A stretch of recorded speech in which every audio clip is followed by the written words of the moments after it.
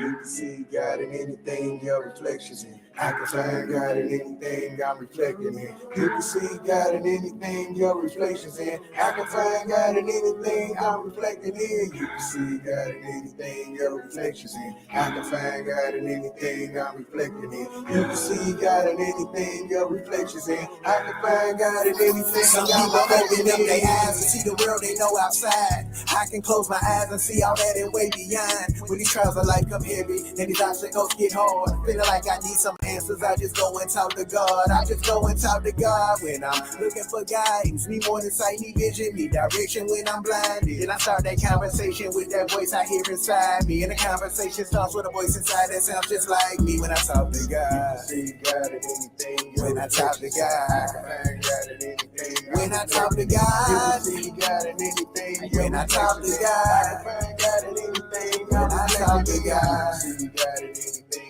your reflections in. I can find God in anything I'm reflecting in. You can see God in anything your reflections in. I can find God in anything I'm reflecting in. My daddy said, don't ever assume, ask questions. It's ironic it was that advice that helped this song happen. It was also that advice that led me to my life's blessings. That same advice helped me make it through life's lessons. It was that advice that separates grown-ups away from children. That advice can be the difference from knowing or just believing. It was that advice that brought the gavel down on my decision of breaking the mental chains of this man created religions. It's faith and belief, nonsense, the biggest scam ever. I hate to say it, I swear this one hell of a mental illness. We don't believe no other time. Why we do it with these religions? The fact that COVID's killing while all of these guys is missing. A lot of hide and seek, peek-a-boos. Guys playing games with you. I'ma just assume he ain't got no COVID miracles. Maybe he ran out after making the donkey talk, or them stories about a guy walking on water tides. This is simply a distraction to keep you away from you and to look outside for a guy when the God is inside of you. When you close your eyes at night to pray to that voice you talking to, when you ready to face the truth, you realize that voice is you. You can see God in anything your reflections in. I can find God in anything I'm reflecting in. You can see God in anything your reflections in. I can find God in anything I'm reflecting in. You can see God in anything your reflections in.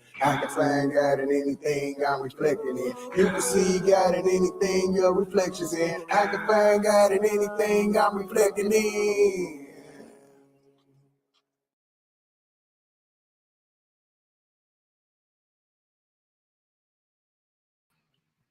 All right, y'all should be able to hear me. And let's get stopped sharing this right here. Y'all should be able to see me.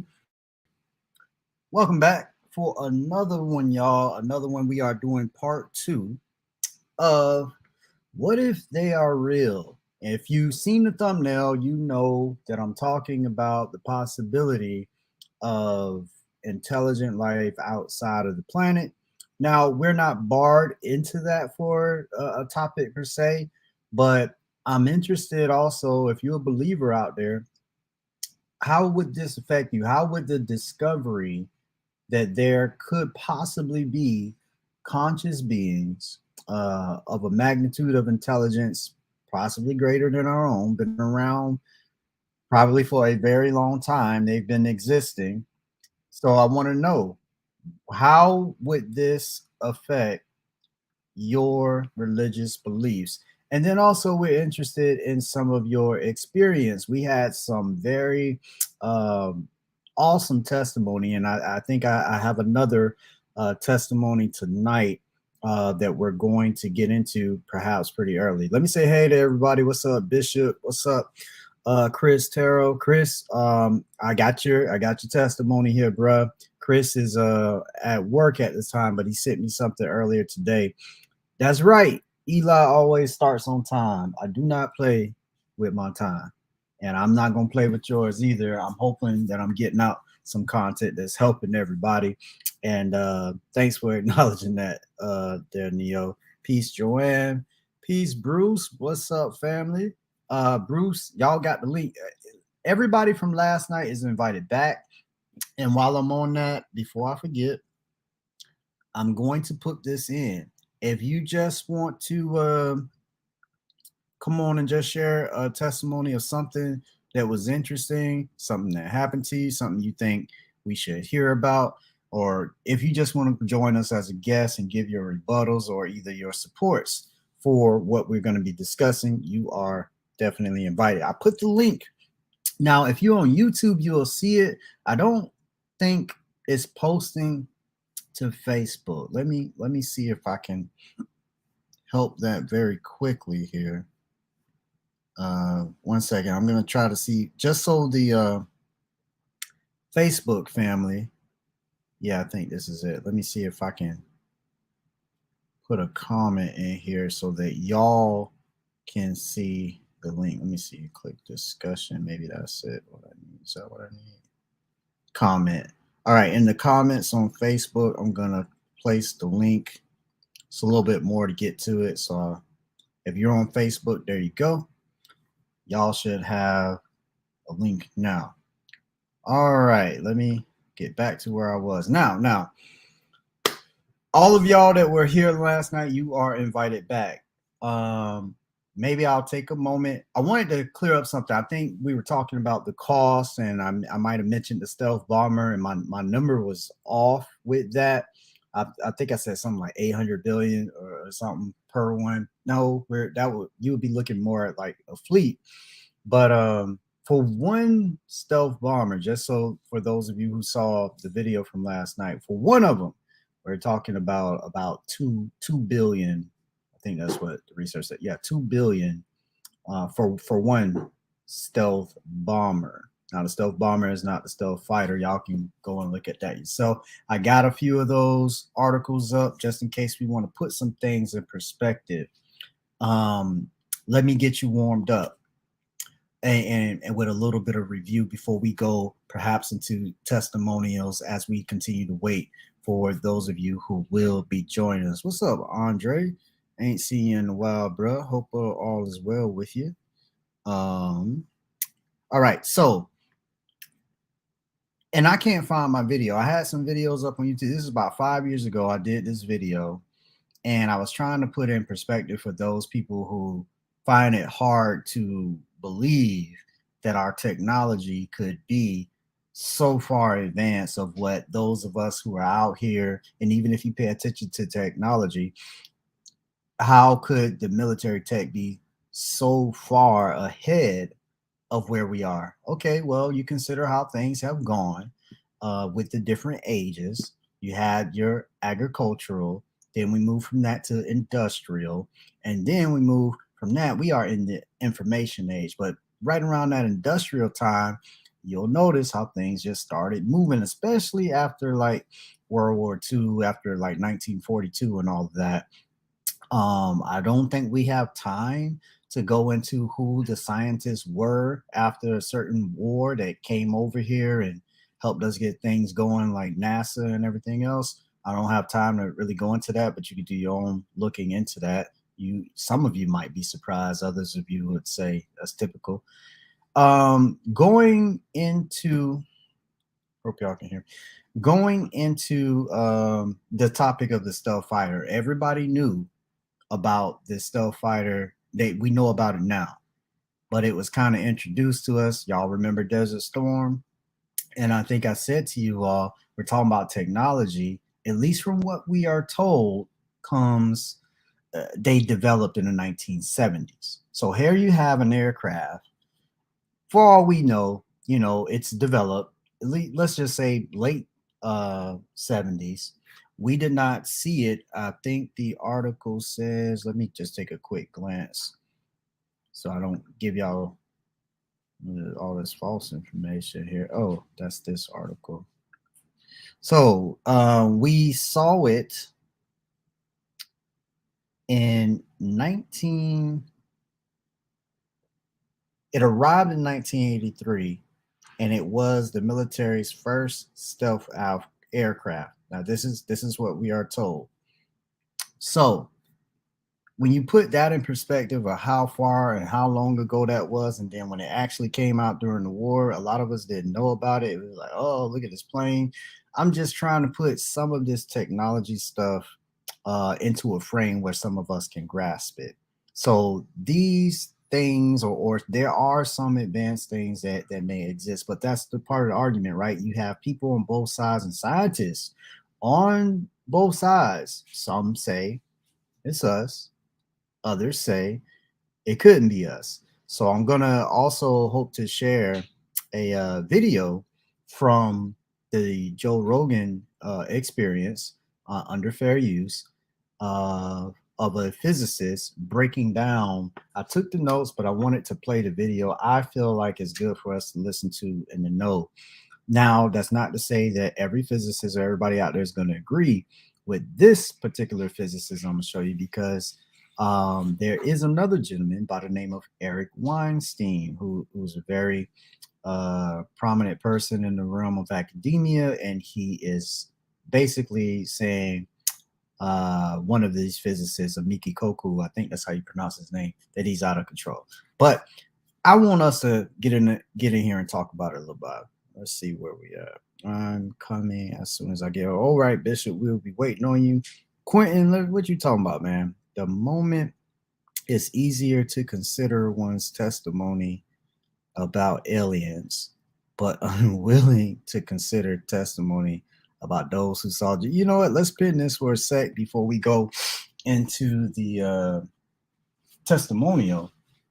Now, those of y'all who were with us last night, maybe we can fill Quentin in. That's exactly what we're saying.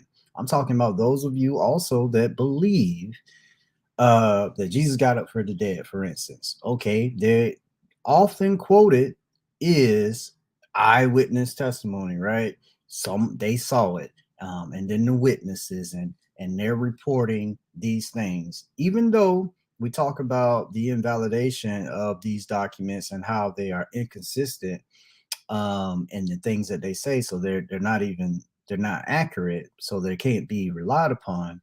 However, Quentin and some others, you believe them. So, what I want you all to consider is that we actually have more and stronger evidence for visitors from another planet than we have for a human getting up out of the grave. I'm just saying, Quentin, something to think about. And Quentin, you're welcome to come on too, if you want to do that. It's the other way around, Q. Exactly, Bishop. Yeah, I think the fair use labor work. I didn't get no notices of them wanting to take anything down or anything like that. So I'm guessing that it was good to go. But I got to a point where this particular I don't care. I want this community. I want y'all to get this information. But before we go too far, my boy right here. Good evening. I'm gonna put this up. This is Chris Terrell, and Chris was gonna share his testimony, but he brings up a good point when we start to talk about our experiences. It's okay to share. Your experience is your experience. And he'll reiterate this when I play his testimony. But what Chris brought out to me today when he sent me the message is that we can get into trouble interpreting our experiences, right? Because just we can give the experience, give the testimony, but when we start to get into what it was or why or how, it's very speculative, and we should be careful with that. And I think Chris makes an excellent point when it comes to that. So here we go, y'all. I'm going to attempt to share Chris' testimony. We are almost 15 minutes in. I want some of you to get in here so we can, so that we can have his testimony heard by a few, and y'all can come on in here and we can start sharing. Give me a second. Okay, I think I click here. I'll click here. Let me make sure y'all seeing what I'm seeing. Okay, y'all seeing what I'm seeing. And if y'all would just listen to Chris's testimony. This is Christopher Terrell. I'm just giving Eli Taylor Jr. Permission to share this audio containing a testimonial. And to go right into it, this is something that I experienced many years ago. I was probably 13 or 14 years old. I was riding in a vehicle home with my mother. She was driving. I was in the passenger seat. And as we're driving down the highway, there was a vehicle next to ours, and I looked into the vehicle to my right. And when I looked inside the vehicle, what appeared to be like two men, two individuals, whose skin was powdered white, like powdered white. For those that can recall, remember the film years ago titled Powder. Their skin reminded me of that, but a lot whiter, extremely white. So I'm not talking about Caucasian white, I'm talking about like white, extra, super white. And that was the first thing that I noticed that was so very awkward and strange, even at that time, being 13 or 14. But also, what was also very awkward, it was nighttime, as I've already stated, but these two men, if I could call them that, had sunglasses on at nighttime, extra white, powder white skin, no hair, both had sunglasses on. And when I looked over, they both looked at me simultaneously. And after that, I immediately looked to my mother and I said, Mom, did you see that? And right when I said that and looked back to the right, they started to slow down to the point that we could see the fading of their headlights in the rear view. But that's my experience. And one thing I will say about experiences of the sharing of anecdotals, um, the experience can be had, but I've just learned to have caution and a degree of skepticism if I try to start to interpret or give as if definitive explanation to said experience. So nothing's wrong with the sharing of experiences, but I think there has to be a degree of caution when it comes to what we are stating as definitive of what or who we are claiming to have experienced, seen, heard. Um, but that's just one experience among many others. But it's that one that has always stuck out within my mind, even to this day, as if it happened yesterday. And once again, I give Eli Taylor Jr. permission to have shared this audio recording.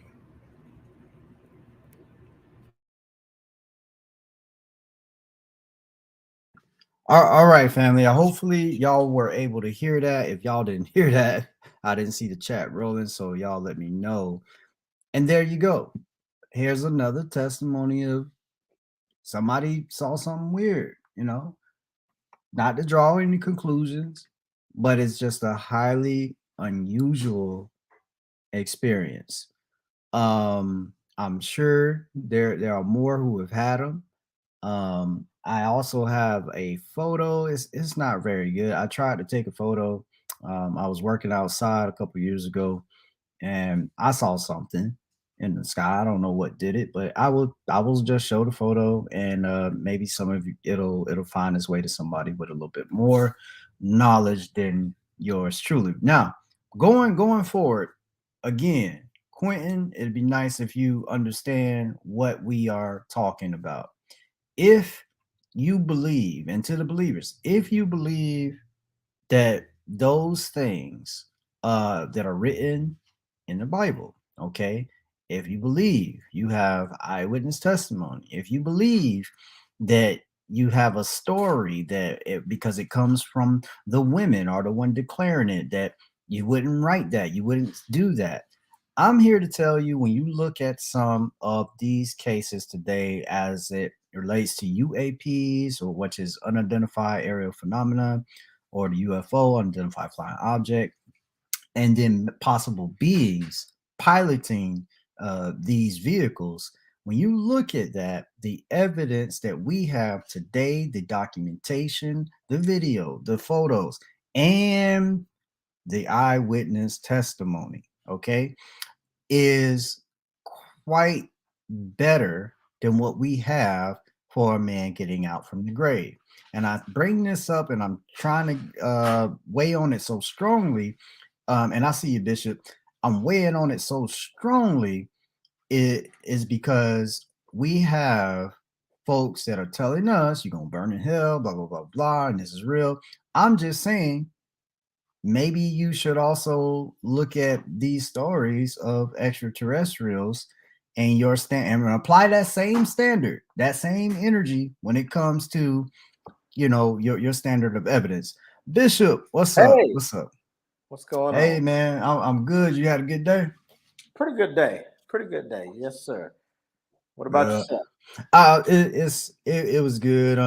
Everything was straight. Just it's busy, but it's Yeah, that end of the year, you know, school system stuff. gotcha. Gotcha. Yeah, but yeah, I'm good, man. So were you able to hear as you were coming in to Chris's Yeah, testimony that I was. And he had shared it with me too via messenger. So yeah. yeah, I thought so before he even said anything about the movie Powder, as soon as he mentioned white skin, that was the first thing I thought of was that movie. Yeah. And but even Powder had a little tinge of something different. The way Chris seems to be describing these individuals is no, we're talking about white, just like I was talking about the testimony of the older white guy when he said the extraterrestrials he saw was black. He didn't mean like me and you. Right. He meant black, like for real, for real. That's interesting. Yeah, yeah. So yeah, so what's your thoughts? What did you share? You didn't you share? Did you share last night? Did you get a chance to? Yeah, I did. I did a little bit. I was kind of occupied, but I did the best I could. Yeah, Yeah, I did the best I could. I'm trying to share this to my all of my it stuff. should. I have it enabled because I Oh, know there it is. there. I see your YouTube. I see your YouTube. It popped up Okay. on my screen. I Okay. appreciate you enabling that too. I'm trying to Oh yeah. share it also on I don't know what I'm trying to do. Yeah, I'm just learning how to work this stuff. So It's all good because it's a learning curve for all of us. There's more that I need to learn how to do. What I was bringing up, I went back to look for my video where I talked about the F-117. yeah. I don't know y'all. My video ain't there no more. I did this video like 5 years ago What? on YouTube. I do not see the part or whatever is gone. I don't know, but that's cool. My point to That is you all, interesting. my point to you all was the F-117, Mhm. the stealth technology used in the plane that was the cutting edge. I mean, no one had anything like it in 1991. But the plane had been pretty much done. I think they revealed it. The article said, was it 1980? Yeah. Here, I'll share this article real quick, and it has a nice little picture of the plane. And Bishop, you chime in anytime you want. I'm rambling here trying to make it Oh, a I show. got you. That's interesting. Okay, here. I am gonna. I want to say something about uh, Chris's testimony, but I'm gonna wait until we finish with this. Mhm. Wow. How the U.S. military first got shot down. Okay, Okay. you see that? Yeah. Now that was in much later, way after the war. That didn't happen till I think 99. One got shot down. I remember hearing about that too back then. But look, right here it says the F-117 Nighthawk arrived in 1983. Okay. Now that's when I was just born a year before that. Okay. Okay. Now that's when we knew some people started to know about it. It was declassified. People started to know about it, but it still wasn't probably like in the public eye. You know, nobody's really thinking about it until Desert Storm, you know, was a thing. Yeah. But we talking 1983. There's a plane looked like that on the screen that looks like that and can do things that we wouldn't need it to do for another, you know, however many years. What was it? 13, 14 years before they, you know, put it in a wartime situation. So I'm putting that out there for the family to consider. When I was in the military, the people that were in the know, I didn't have clearance. I was a beginner, but they had been around a while with more clearance and a need to know. These individuals were how do I say? I do have to be careful, y'all. I'm trying to be careful.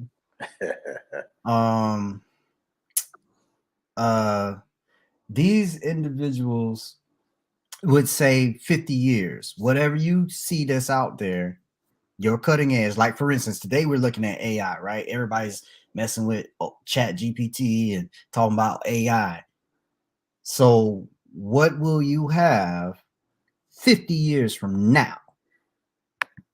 And this is what was said to me when I was, you know, on active duty. And when you set yourself up for 50 years in the future, whatever you know, could surmise would be there, just know your military is already there and 50 years ahead of you. Now that's in the conservative take. We don't really know, but this is what I was hearing in circles. It's not written anywhere, so I can share, you know, the conversations I had with certain people, except unless they were sharing sensitive information. But that was a speculative. But I'm just going off again, people that I know were in the know. I mean, I know it. I'm talking about 3-letter organization connection type stuff. They knew. So yeah, that's your stealth fighter, man. Your stealth fighter been around a long time. You know what's standing out to me most though is that your video was deleted. That's stuck in my head, man. I mean, seemingly deleted. You know, you're unable to find it. So it's almost like you shared something you weren't supposed to share. You know, I don't know. You know, exposed at the time. Maybe I don't know. It's weird. It's crazy. Yeah. I went through it. I looked hard. I did not see that. So yeah, that's what's going on with the tech. Did you want to share anything else? I got some stuff I want y'all to see about the cost, and then we'll go to a video. Okay, let's go ahead and do that. Okay, so I mentioned the cost, and we were talking about not this particular plane, the stealth fighter, but there's a plane, stealthy, and it drops bombs. We're talking about the B-2, the stealth bomber. Let me get y'all the cost of that. I just did a quick little search. I could tell you, but I just want y'all to see it. One of these planes, y'all seeing that there, $2 billion? Yep. Yeah. So one B-2 bomber, just one, you're looking at $2 billion, and that's today, and by today's standard, I believe. So I wanted to point out that fact. I can delete that now. I'll close that window. And I don't know if the last one had a picture here. I want y'all to see, and we'll read some more. See this one. So just for those that don't know what a B-2 looks like. Now, if you've seen some of this stuff in the 80s, you probably would say, you know, it wasn't even from here. Not just that it was a unidentified flying object. There's a lot of those. Anything you don't know what it is and it's flying and it's an object, it's a UFO, whatever it is. Right. But if you saw this, it's a small picture, but there it is. If you would have saw this thing right here, and let me see. It says the F-117, the one we talked about before, was revealed in April 1990. That was right either right before the war or going into it, I believe, right around that time. But this is the B2, November 88. November 88, y'all. The public rollout of the B2 was in November. Bro, yeah, I was in kindergarten. When they had this plane, the B2s, they can drop nuclear stuff, you know, and they can travel at supersonic speed. I'm not probably shouldn't say supersonic. They can travel. I'll just say this: they can go faster than the speed of sound. Okay, so that's moving. That's 767 miles per hour. Wow. That's moving. So just to put that all in perspective, because we seeing something, we just don't know what we see. Exactly. Now that was something that that Chris stated, man, and that really stood out to me. You know, Chris was saying that I know I saw something, you know, and I quote unquote know what I saw. You know, he was able to describe what I saw. So I know I saw something, but what that something was, I really can't tell you, you know. So I can't define what it was. And one of the things that really stood out, I can't remember if he said this in the video, but when he messaged me earlier today, he said, if I tried to interpret what I saw, there would be inaccuracies. That stood out to me. That really stood out to me, because where my mind went back to the Bible. And I'm trying to merge these things together, because you probably heard me talk about this a little bit last night. I'm not going to say I'm of the persuasion or of the perspective, but I am really giving a lot of thought to the perspective that the stories in the Bible, and I'll talk about this later if we have time, but that the stories in the Bible may not be what we think they are. Okay, and it's just a perspective. It's a perspective. I'm not saying that that's the case, because for the most part, I believe it's fiction anyway. But if there's any validity to it, if you look closely at some of those things, we may be misinterpreting it. Just like, so let's go back to Chris. He says, I know what I saw. I'm not going to say it's aliens, blah, blah, blah, because if I start saying what it is or what it was, it'll probably be inaccurate. Okay. Well, we're taking these ancient scriptures, these ancient writings, and we're trying to interpret what these people say that they saw. And just like Chris says, I know I saw something, but when I try to explain it, it's going to be inaccurate. There will be inaccuracies. So I think when we try to explain these ancient texts, there's more than likely inaccuracies. Okay. You know, because even that, we got to put them in Chris's place. Them trying to describe it's possible that they did experience something, if there's validity to it. You get where I'm going? It's possible that they did experience something, that they did see something, but when they try to bring context to it or try to interpret what they saw, it's probably going to be inaccurate, because let's just say they did see something come from the sky. When they wrote about it, they called it God. You know what I'm saying? They wrote about it. It was God. It was our creator. You know what I'm saying? But you saw something, but we have this need to put a label on it. So I'm gonna stop right there. Okay. Right there for now. Oh, that's good. I was getting something ready. I'm getting something ready. What I wanted to show y'all, because I think here it is. PlayStation 2. All right. It's a reason I want to show y'all that. All right, let me put that on the back burner. Okay, so remember I mentioned to y'all about these video games. Okay, I'm not saying go play them, but I'm just saying if you do play video games, keep your eyes on that Tom Clancy stuff. Okay. Yeah. I'm just flash a cover of a video game that when I got back home, I can't confirm or deny. I'm just gonna show the picture, and I'm gonna tell y'all what I'm gonna tell you, and then that's really that's far as I can kind of go with it without getting in trouble. Okay. Let me see here. Let's see here. Covers. Nah, y'all be like, what happened to Eli? He just vanished. Okay, let me see if you can. I think y'all can see. Y'all see that? Y'all see that? Yeah. Okay, so I love this game. I play this game. It's not this same game, but there's a game called Ghost Recon Breakpoint and all that. Some of y'all know what I'm talking about. There's something on this cover. Okay, something on this cover that the public is seeing, but they don't even know they're not supposed to see it. Now that I don't. Y'all take it how you gonna take it. Okay.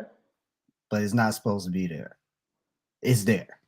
That's all I can. That's all I can say about it. It's there. It's there. If you, I know, y'all. Some of y'all don't know me from Adam, but those of you who do know me, is damn it, it's there. I've seen it. I know what I saw. But anyway, Google that image so I can stare at it for a long time and figure that out. Man, look, you see that, and that's the thing. You won't unless you seen what I seen and know it wasn't supposed to be there. You won't. It just is there. It's there. It's there. Wow. But yeah. So if you were gonna say something, because when you done, then what I want to do is I want the people to understand these civilizations. I'm gonna go to a physicist. He was on Joe Rogan, and we're gonna sit here for probably about 4 minutes or so and listen to what he is saying, so we can put in perspective what we might be seeing. Be seeing. Yeah. Sounds good. I will respond to Quentin though, and I liked what he said actually. So you can unblock me now, Quentin, because you said you like the fact that I had an open mind. So you can unblock me. We can be friends again. But Quentin responded to what we were saying earlier. He said they didn't make up, I guess talking about the Bible, they didn't make up what it was that they saw. And, they were all eyewitnesses. And actually, Quentin, we're actually saying the same thing. I don't believe, if there's validity to those scriptures, I'm saying the same thing you're saying. They saw what they saw. They didn't make it up, but they saw what they saw and they described it. But my point was that what these writings could be, and I try not to get into that, but what those writings could be is simply those ancient people, just like you said, Quentin, those ancient people documenting what they saw. So we're actually saying the same thing. I'm saying that if there's validity to the scriptures, they may be very well trying to document what they saw. But I'm saying, when you see something you've never seen before, you got to put a label on it. When you see something you've never seen, you gotta give it names.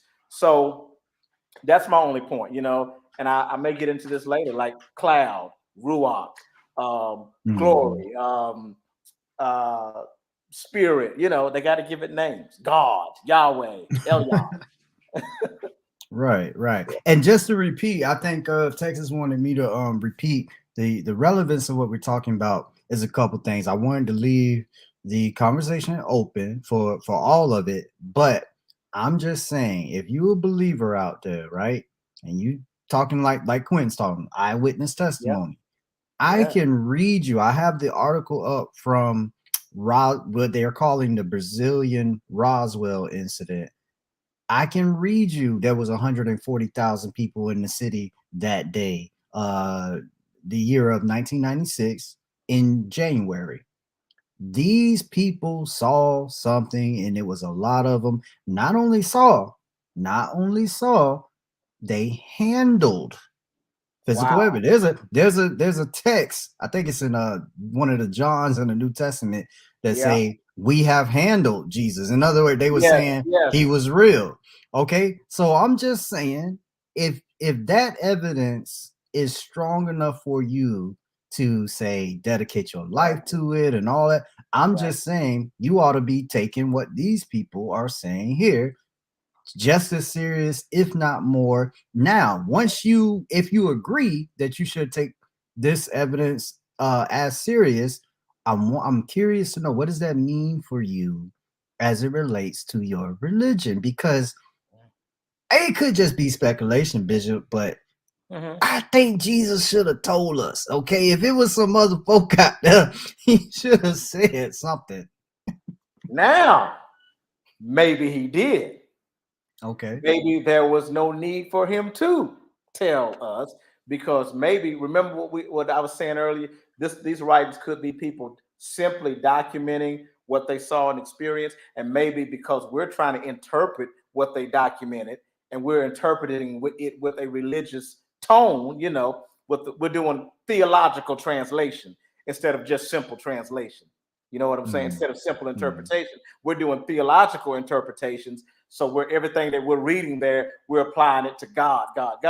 Okay, well, maybe Jesus did, or maybe he didn't need to, because maybe the narrative is saying, when he said, my kingdom is not of this world, I'm not from here, maybe he was at what we might call, anything not from, I think you said this last night, anything not of the earth is an extraterrestrial.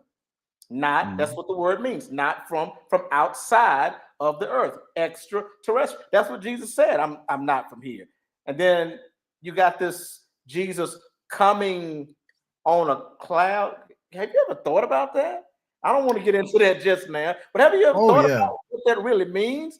Jesus is coming on a cloud and he goes up in a cloud. You ever thought about that? Maybe the word cloud, or at least the Hebrew and the Greek words there for cloud, maybe they don't mean what we think they mean. Maybe it was a device. Maybe it was a vehicle that he went up in. He went up in the cloud. I'm gonna stop right there. And good to see Bruce. We'll get the video ain't going on. Good. What's up, family? Hey, Bishop was breaking it down just now. Hey, look, it was definitely a vehicle, because it was a means of transportation to get him from the earth to wherever it took him. And I always ask people about that, because I think in the book of Acts, I think that's where he ascended back on the cloud, or somewhere. Chapter 1. Yep. Yeah. And if I'm not mistaken, it said that he ascended on a cloud back to heaven in the sight of, I think, 500 people or more people. It gave a number. I mean, correct me if I'm wrong. There's those eyewitnesses. There were eyewitnesses, but there's no writing about, like, no one wrote about that except for in the Bible, right? I mean, no one else. Exactly. You would think that if people witness a phenomena like that, everybody would be writing about it, drawing it, trying to recreate it somehow. One thought. This just came to me just then, because I've been talking about Luke was not contemporary to Jesus. Luke was not. And Luke includes stuff in his writings we don't find anywhere else. And Luke supposedly wrote the book of Acts. When I say anywhere else, the whole Gethsemane thing and sweating blood and all of that, nobody else talks about that but Luke. But this cloud, I could be mistaken, but I don't remember anybody else talking about that either. What I'm saying is, that's a good point. Luke seems to be a little unique. Yeah. And what he's doing here. I mean, he's making some stuff up. I know, we could, go there, but I'm just saying it's interesting that you bring that up, because only Luke talks about this ascension that I recall. I could be wrong though. Where my Bible people at? Y'all correct me if I'm wrong. Yeah, man, I've been away from the Bible so long, I don't forgot half of the stuff and words. Let me see. So, and Texas wanted me to also explain what I meant by 50 years ahead. Let me be a little bit clearer. So, I'll say, like, Bruce, I don't know what you did, and I'm not asking you to tell us. I worked in military intel. I was what you call an imagery analyst. The way I tell people what I used to do, I say, have you ever seen that movie Enemy of the State with Will Smith? Okay, I was the guy sitting at the desk tracking him. That's kind of what I did. Now, what I'm trying to explain is that when I say your defense, your military is ahead, I'm saying, like we say, AI is the cutting edge today, right? That's right at the edge of technology. So where your military is ahead 50 years from wherever we are now. Mm-hmm. Now, we may not be able to even conceive what that might mean. There is some relevance. I'm gonna play a video and y'all will see these different type of civilizations, because type 1 civilization, I think, is no, it started at 3 or 1. Yeah, type 1 is like 100 years ahead of us. Then there's a type 2 and all that. He'll break all that down. But my point, Texas, and those that didn't understand, wherever we are now, imagine a civilization 50 years ahead of just where we are right now, 50 more years on top of that, and you consider the exponential rate at which technology has been growing. Your military is something like that in that area. And if you think about it, to have a sense of safety in your country, you want that. You want to be ahead of everybody else. You want to have some stuff that nobody don't know you got. You know, you would. And also, to be fair, on that side, I wouldn't, you ain't gonna talk about it. I mean, come on now, you know, I mean, we carry weapons right now around. We don't want nobody to know. You don't want nobody to know you got that thing on you, you know, because when it come out, it's surprise. You know what I'm saying? So yeah, that's what I'm talking about, Texas. Go ahead, Bishop. No, I was just thinking that's interesting that you say that, you know, about being 50 years ahead. And then earlier you talked about how you're under the impression that don't let me misquote you, but I think you were talking about, you believe it's probably all man, you know, but not creatures, but probably men. And it just reminded me of this this little episode I saw on, what is his name? I think it's Dark. I don't know if you ever watched Dark Matter 2525. If you haven't, heard of it, definitely should. But he has this one episode where these people, and this goes back to what we were talking about earlier, where these people on Earth, they think the gods are visiting them because they've never seen a spaceship before. So they think the gods are visiting them.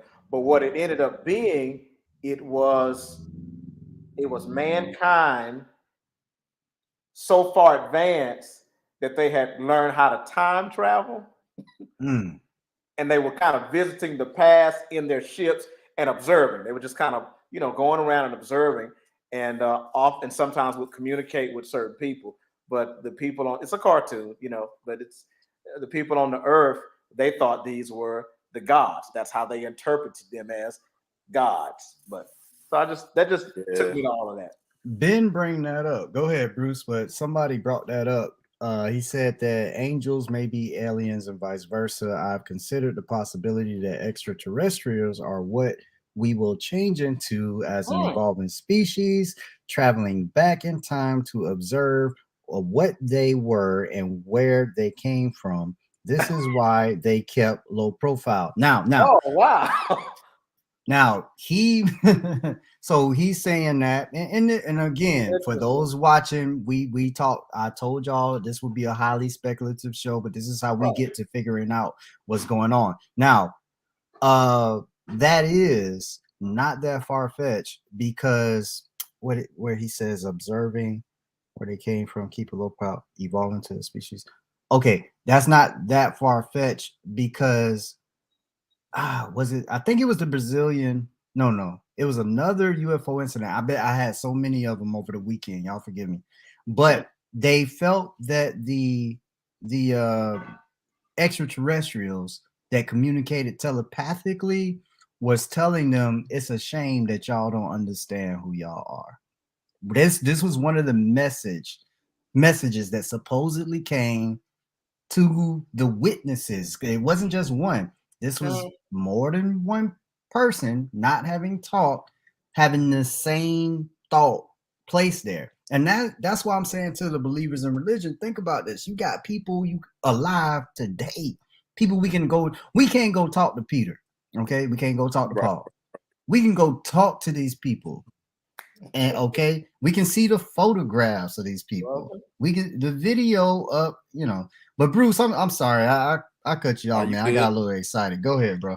I was gonna echo, man, confirm what you're saying about the 50 years thing.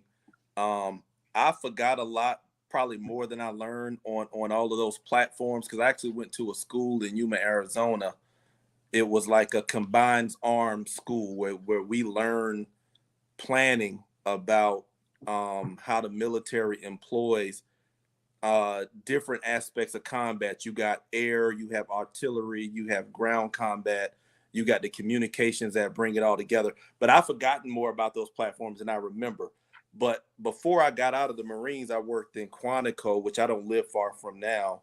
And it was, you can Google it, but it's like a place called Combat Development and Integration. And the whole thing is about planning.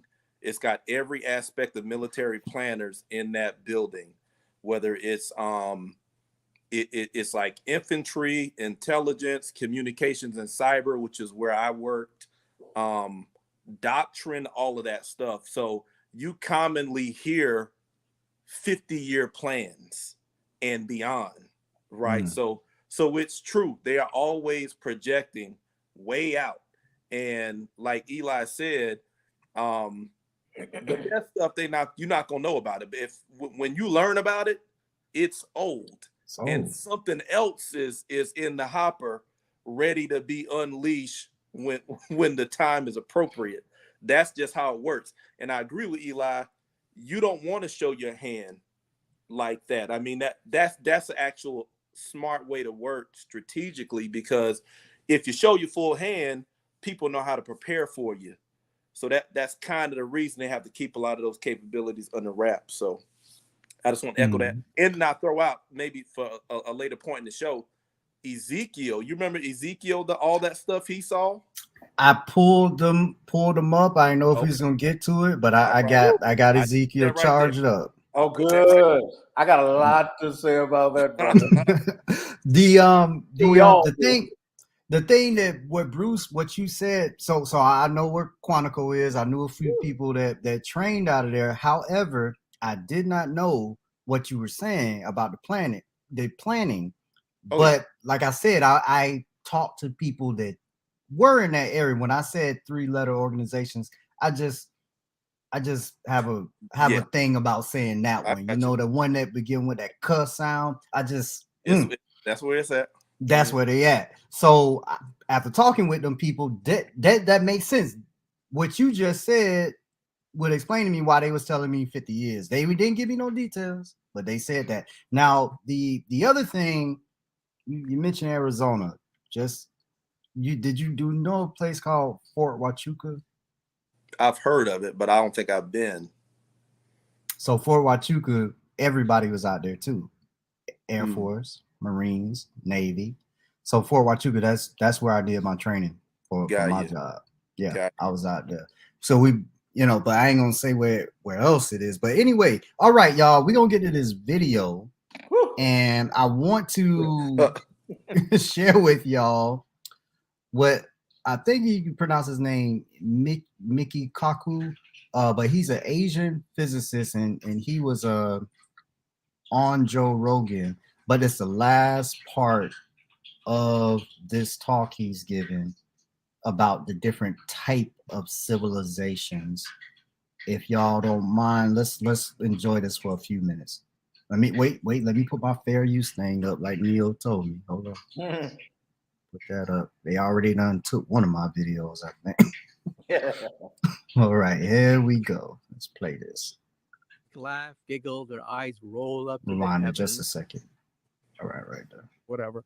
That something that maybe we have theorized that could be responsible for the way these things are able to move.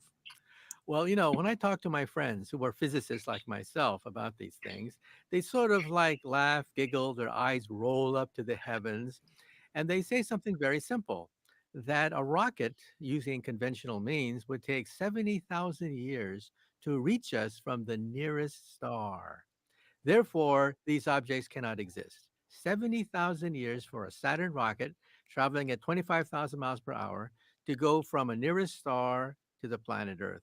That's why most scientists disregard these sightings because they defy the laws of Einstein. But isn't that kind of silly? Isn't that kind of like saying, like, you can't, you know how long it would take you to get a horse from Los Angeles to Sydney, Australia?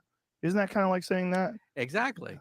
And that's why I say that that assumes that these aliens or whatever are maybe 100 years more advanced than us. But open your mind to the possibility that they are 1,000 years more advanced than us. 1,000 years is nothing compared to the age of the universe. Right. The universe is about 13 billion plus years old. That's how the age of the universe. And so the age of a civilization, just a few thousand years ahead of us, that is just a blink of an eye to the universe itself. And once you go to higher energies, the laws of physics begin to break down. The laws of Einstein, the laws of the quantum theory break down at something called the Planck energy. Why is that important? That's what I do for a living. I work on something called string theory, which lives at the Planck energy. The Planck energy is 10 to the 19 billion electron volts. That is a quadrillion times more powerful than our most powerful atom smasher outside Geneva, Switzerland. Any civilization that can harness the Planck energy would be able to become masters of space and time. Space and time, as we know it, become unstable at the Planck energy, which is far beyond anything that we can muster here on the planet Earth. So, we physicists theorize, how advanced do you have to be to access the Planck energy? Well, we rank them. The Kardashev scale says that there could be type 1, type 2, or type 3 civilizations. A type 1 civilization is maybe 100 years more advanced than us, to maybe 1,000 years, sort of like Buck Rogers or Flash Gordon. They control. Now, hold on. I want to hold right there for a second. That's a big range. The Type 1 civilization is probably at least 100 years ahead of us, all the way out to 1,000 years ahead of us. But what I want y'all to think about, 100 years ain't that far. It just ain't that far. And our technology has increased exponentially. Not just like you had the 133 megahertz processors, and then the next month, they were at 233 or whatever. This thing is bonkers, y'all. When you consider the rate of growth that we have had, even that rate, I'm gonna just say it like this. So let's put this: the horse and buggy. Y'all know we just came out of horse and buggy stuff. You Right. go back, just 100 years ago. 100 years ago, you didn't have this stuff. Now we got Teslas. We got more computing power in our hands, bro, than they supposedly had when they sent them guys to the moon. But I digress there. Let me go ahead and let me put this on here. All right, here we go. Control the weather, volcanoes, earthquakes. I'm gonna bring anything that back because he planetary said type they 1 can. control. That I wanted y'all to hear that. Sort of like Buck Rogers or Flash Gordon. Kardashev scale says that there could be type 1, type 2, or type 3 civilizations. A type 1 civilization is maybe 100 years more advanced than us, to maybe 1,000 years, sort of like Buck Rogers or Flash Gordon. They control the weather, volcanoes, earthquakes. I'll pause it. Oh, For y'all heard that, right? Yeah. I'm just saying, something going on with weather somewhere. But anyway, I digress again. Let's go ahead and play this. Quakes, anything planetary they control. That's type 1. Then there's type 2. Type 2 is stellar. They harness the power of an entire star, like Star Trek. Star Trek would be a typical type 2 civilization where they manipulate entire stars. Then there's type 3. Type 3 is galactic. They roam the galactic space lanes. They play with black holes, like like the Empire of the Star Wars series would be a typical Type 3 civilization. Then the next question is, what type do you have to be to harness the Planck energy? The energy at which space and time become unstable, where wormholes may develop, gateways through space and time, portals through empty space. You have to be type 2 or most likely type 3. Then the next question is, how long will it take before you become type 3? Well, we are maybe 100 years away from being type 1. We're maybe a few thousand years from being from type 2, and we're maybe 100,000 years being type 3. And 100,000 years is nothing, nothing on a galactic scale. The age of the universe is, as I said, over 13 billion years old. And so once a civilization reaches the Planck energy, that is a type 3 civilization, space and time become your playground. Boom. Okay. Space All and right. time become the Space and time. Once you reach that, so what he was doing, for those that didn't catch all of what he was saying or catch it all in time, what he was doing was he was putting this in perspective when we talk about the age of the universe. Some believers do believe that we, have a 13.8, I think it is, billion-year old universe. What he is saying is that if there was other life, or whatever started us could have also split off from whatever Big Bang, and it could have started elsewhere, because we have so many galaxies out there, right? So what he's saying is possible that there could be civilizations this many years ahead, and the reason he's saying that that's highly possible is because of how old the universe is, and like he said, 100,000 years in the space of 13 billion. What's that? That's nothing. That's nothing. So that's the case that he's making. Anybody want to say anything? Wow.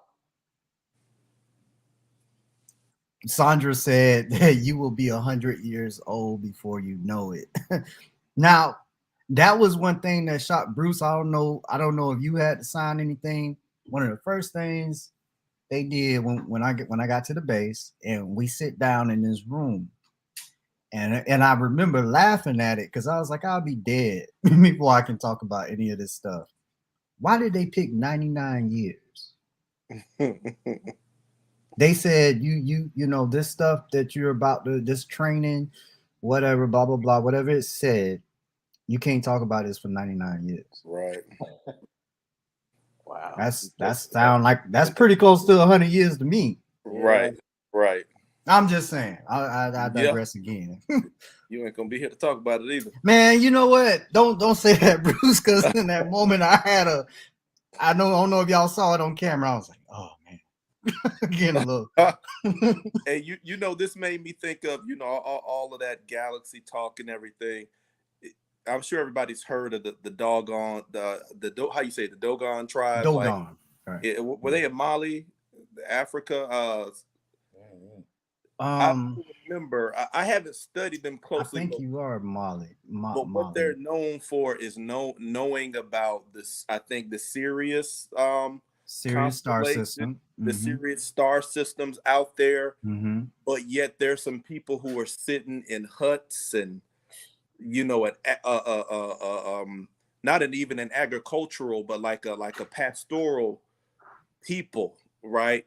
Who by our terms we would call them primitive, but yet they have this knowledge of distant star systems that I think they had before our scientists discovered, if I'm not mistaken. Now, somebody who's the Dogon tribe in Mali. So that's such a mystery, but it makes me think of what Eli was saying yesterday with ancient Kemet and all of that knowledge that they had in the Library of Alexandria that the Greeks took over and then the Romans took over, and the Romans claimed to have burned, right? I mean, I think, you know, if you study a little bit about ancient Kemet, when the Greeks invaded them and kind of took over their educational system, which was also their spiritual system, a lot of those priests and the people who had that knowledge were driven out, and they did go into the interior of Africa, Central and Western Africa, and other places. So it just makes me think, and this is speculative, I wonder if they had some of that stuff mapped out, because when you look at how the position of the pyramids and how they're aligned with Orion's belt, and all of this knowledge they had of the cosmos, right? I mean, that stuff spread, and it's fragmented, and different tribes who are connected to ancient Kemet, but it can't necessarily be traced through documentations, I think have fragments of that stuff. So when you were suggesting, Eli, that a lot of these advancements that exist but are not disclosed yet may have come from there, right? When they ran off with that information, which could suggest that some of the weird stuff we're seeing could be human, some of it, but you know, it's just interesting when you think about that. Bishop, you want to say anything? Well, what interests me, even great, all of that interests me, but as you talk about these ancient people, these ancient civilizations that seem to have this knowledge of things that we're just, you know, in our current age just learning about. When you look at some of the hieroglyphics and some of the other things that were discovered, and you're seeing these paintings of things, even of technology, you know, light bulbs. You're seeing that, you know, you're seeing they actually had electric power back then. We're seeing models of light bulbs, things that we just discovered in these, you know, last 100 years. You know what I'm saying? So it's just interesting. But the other question that this presents, going back to the title of this show, what if they are real? What do I mean? Where am I connecting this? How did these ancient people get that information? Right. I'm being speculative. You with me? No, I'm with you. Okay. I'm being speculative. Like you said, this is theoretical. It's not practical. I don't know. You know, but it does bring up the question. Where did they get this information from? And I'll go back to what you said in the beginning. You said, you mentioned that possibly not only could this alien existence or extraterrestrial existence be real, but it could have possibly, you said something like this, it could have possibly existed for a long time, or had, you know, had known knowledge of it for a long time. The cave paintings and the older depictions of them show some paintings. So that's what you meant. Yeah, and I think that's probably the truth. You know, theoretically, it's probably the truth, because I think it goes back to the ancient writings. And again, I'm not going to get on my soapbox, but I believe it's quite a possibility that that's what the Bible was talking about, not giving us this story of the God that so loved the world so much, you know, God's love story to man. I believe it could very well have been simply, especially the Old Testament, the Hebrew writings. Okay, so let's go there. Especially the Hebrew writings, I believe they could have really simply been documenting what they actually feel like they saw in the sky, coming down from the sky, and visitors from the sky, the angels, all of those things. So yeah.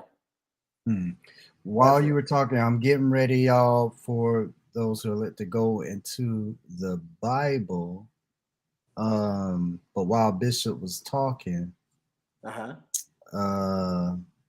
it was, oh man, it was something that happened. It was well, dude, I'll come back to it. Let's go to Ezekiel. Bishop, you mentioned you wanted to kind of, now he talks about this will and will. I'm gonna admit I'm not very familiar with it. I know he says it and everything, and people talk about it. I never once touch this in my ministry, not because I was trying to avoid it. It was just one of those texts I just kind of never came to. Okay. So I'm in chapter 1. Let me make these a little bit bigger. 116. Vision of failure. Let's see. Let's open this up a little bit. All right. I'm going to share my screen so y'all can see. I hope the letters will be large enough. Okay, let's see. Okay, can y'all see that? Yes. Gotcha. Very well. Okay, that's a 4-figure. And then now where it talks about the will, and I just did a quick search because I knew it said something about a will in the middle of a will. But Bishop, if you know I skipped something or want me to find something, a few words, I can find it. I'm going down to 16. Okay. It says, now as I'm at verse 15 and I'm gonna read into 16. Now as I beheld the living creatures, behold, one will upon the earth by the living creatures with his 4 faces. Verse 16. The appearance of the wheels and their work was like unto the color of a beryl. I'm not too sure what that looks like. Maybe somebody put that in chat. And they had, and therefore had one likeness, and their appearance was as the work, as it were, a wheel in the middle of a wheel. I don't know what y'all think when y'all hear wheel in the middle of wheel. For a while, I was like, what? And then I started hearing people compare it to the UFO phenomenon at the time. And I saw a saucer after that, and I was like, wait a minute. Okay. Round. And then there's another round thing in it. I was like, maybe they could mistake that as a, ancient description for a wheel in the middle of a wheel. Exactly. Because these people, if they did see something, they would have to use the vernacular that they had. Like I think you said it earlier, but you start assigning some names to this stuff. Like a lot of people, okay, and just to show that we do this in realm of academia, like when we talk about dark matter, everybody think, oh, dark matter, it's got to do with black people, and see everything come from the dark. And I went a little deeper in that. No, these scientists have assigned the name dark matter to this particle that they really don't understand. It's like a placekeeper. That's all dark matter is, like a placekeeper, and maybe it'll get another name later, but that's how they know when they're talking in their circles what element, whatever it is they're talking about. So we do that today. Maybe these ancient people were just, like you said, they're trying to describe what they're seeing. Ezekiel may have seen something, and the best way he could describe it as is a wheel in the middle of a wheel. I don't know. Look like some Dayton's or something. Man, the whole thing described here is kind of strange. Go up to well, first of all, before you do, is there anything else you wanted to point out in that part? No, I'm gonna try to follow you, and then I'm gonna try to find this other passage I was thinking about earlier. Okay, go up to verse number 4. Okay, here we go. All right. So he says, and I looked, and behold, a whirlwind came out of the north. So we got to go back to, and I'm trying not to be too technical because I want us to move, fast. So you got a lot you want to share, but we got to look at this word whirlwind. We got to look at wind, and you might know where I'm going already. Wind is we first see this in Genesis. This word ruach, right? And it says, watch this. It says in Genesis, and then I'm gonna come back here real quick. In Genesis, it says that this ruach, okay, that we call it the Spirit of the Lord. All right, but it said, but remember, when we call it the Spirit of the Lord, we're basing this upon theological translations of a word. And when there's a theological translation of a word, that means that the word is being translated with in order to accompany the narrative of a God existence. Right? But if we just go to the translation of words, this word ruach, all right, means to hover and release a wind. Okay, so watch this, and then I'm coming to this, coming to Ezekiel. So we first see it in Genesis. This ruach is hovering over the waters. That your mind might already be going there. Okay, what this ruach or that is translated as ruach possibly is, hovering over the waters. And this word, the word that's used there, it's like in a still motion, kind of like a hawk. Okay, it's just kind of hovering.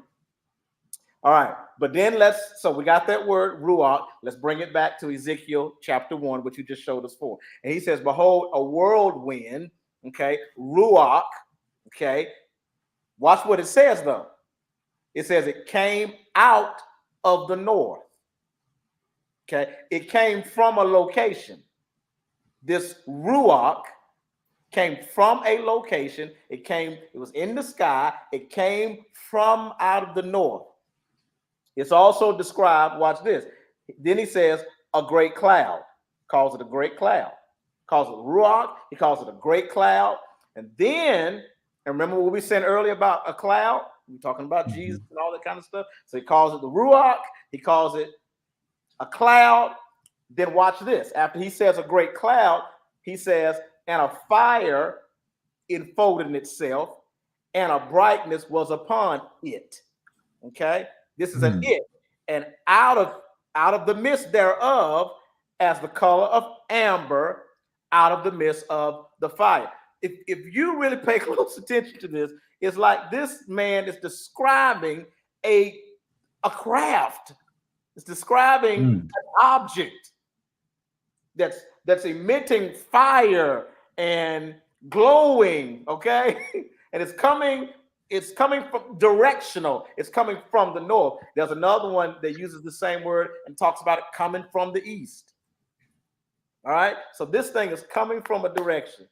And then it talks about this thing, and we can keep going on. You've read some of it. It's got wheels, all right?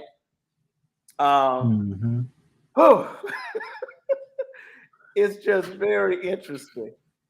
Well, what you thinking?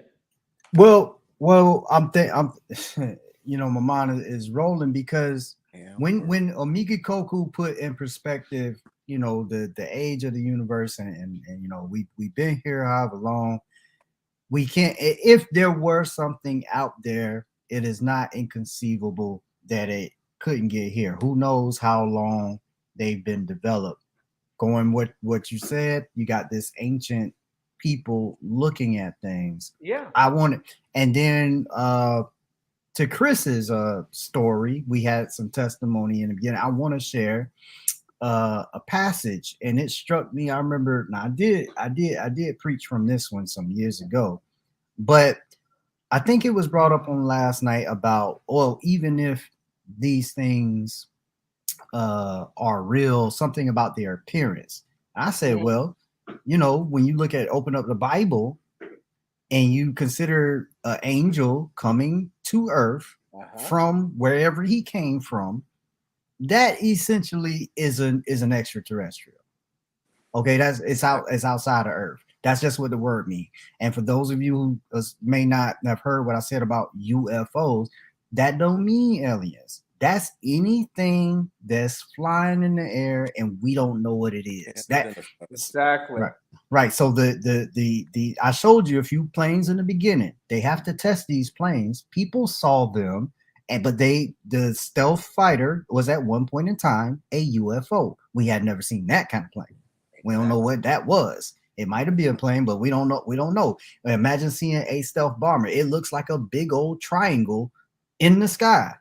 You might see that and be like, that ain't no plane. Yeah, that's I know we saw it from like a side view, but if you're looking down on the B2, it looks like just a big triangle. It's got little triangles at the bottom, but it looks like they call it a flying wing because the whole plane is essentially a wing.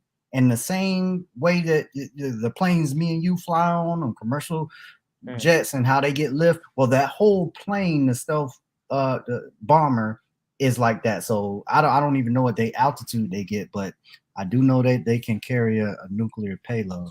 Now let's see this right here. I wanted to show y'all the passage in the Bible that I thought was interesting. This is Joshua. I think he's getting ready to go out to war, and this is dealing with the appearance of something, you know. He's saying he saw. Let me see. Let's and I'm having fun with it, and then we'll get back to some testimony and try to close out, and then we'll come back on Thursday and close everything out. So y'all seeing that Joshua 5:12? Yes. Yeah. All right, I'm going to 13, but I thought this was interesting when we talk about extraterrestrials and the possibilities. We gonna get deep into some speculation and some movies after this. All right, and the manna ceased on the morrow, and they had eaten of the old corn of the land.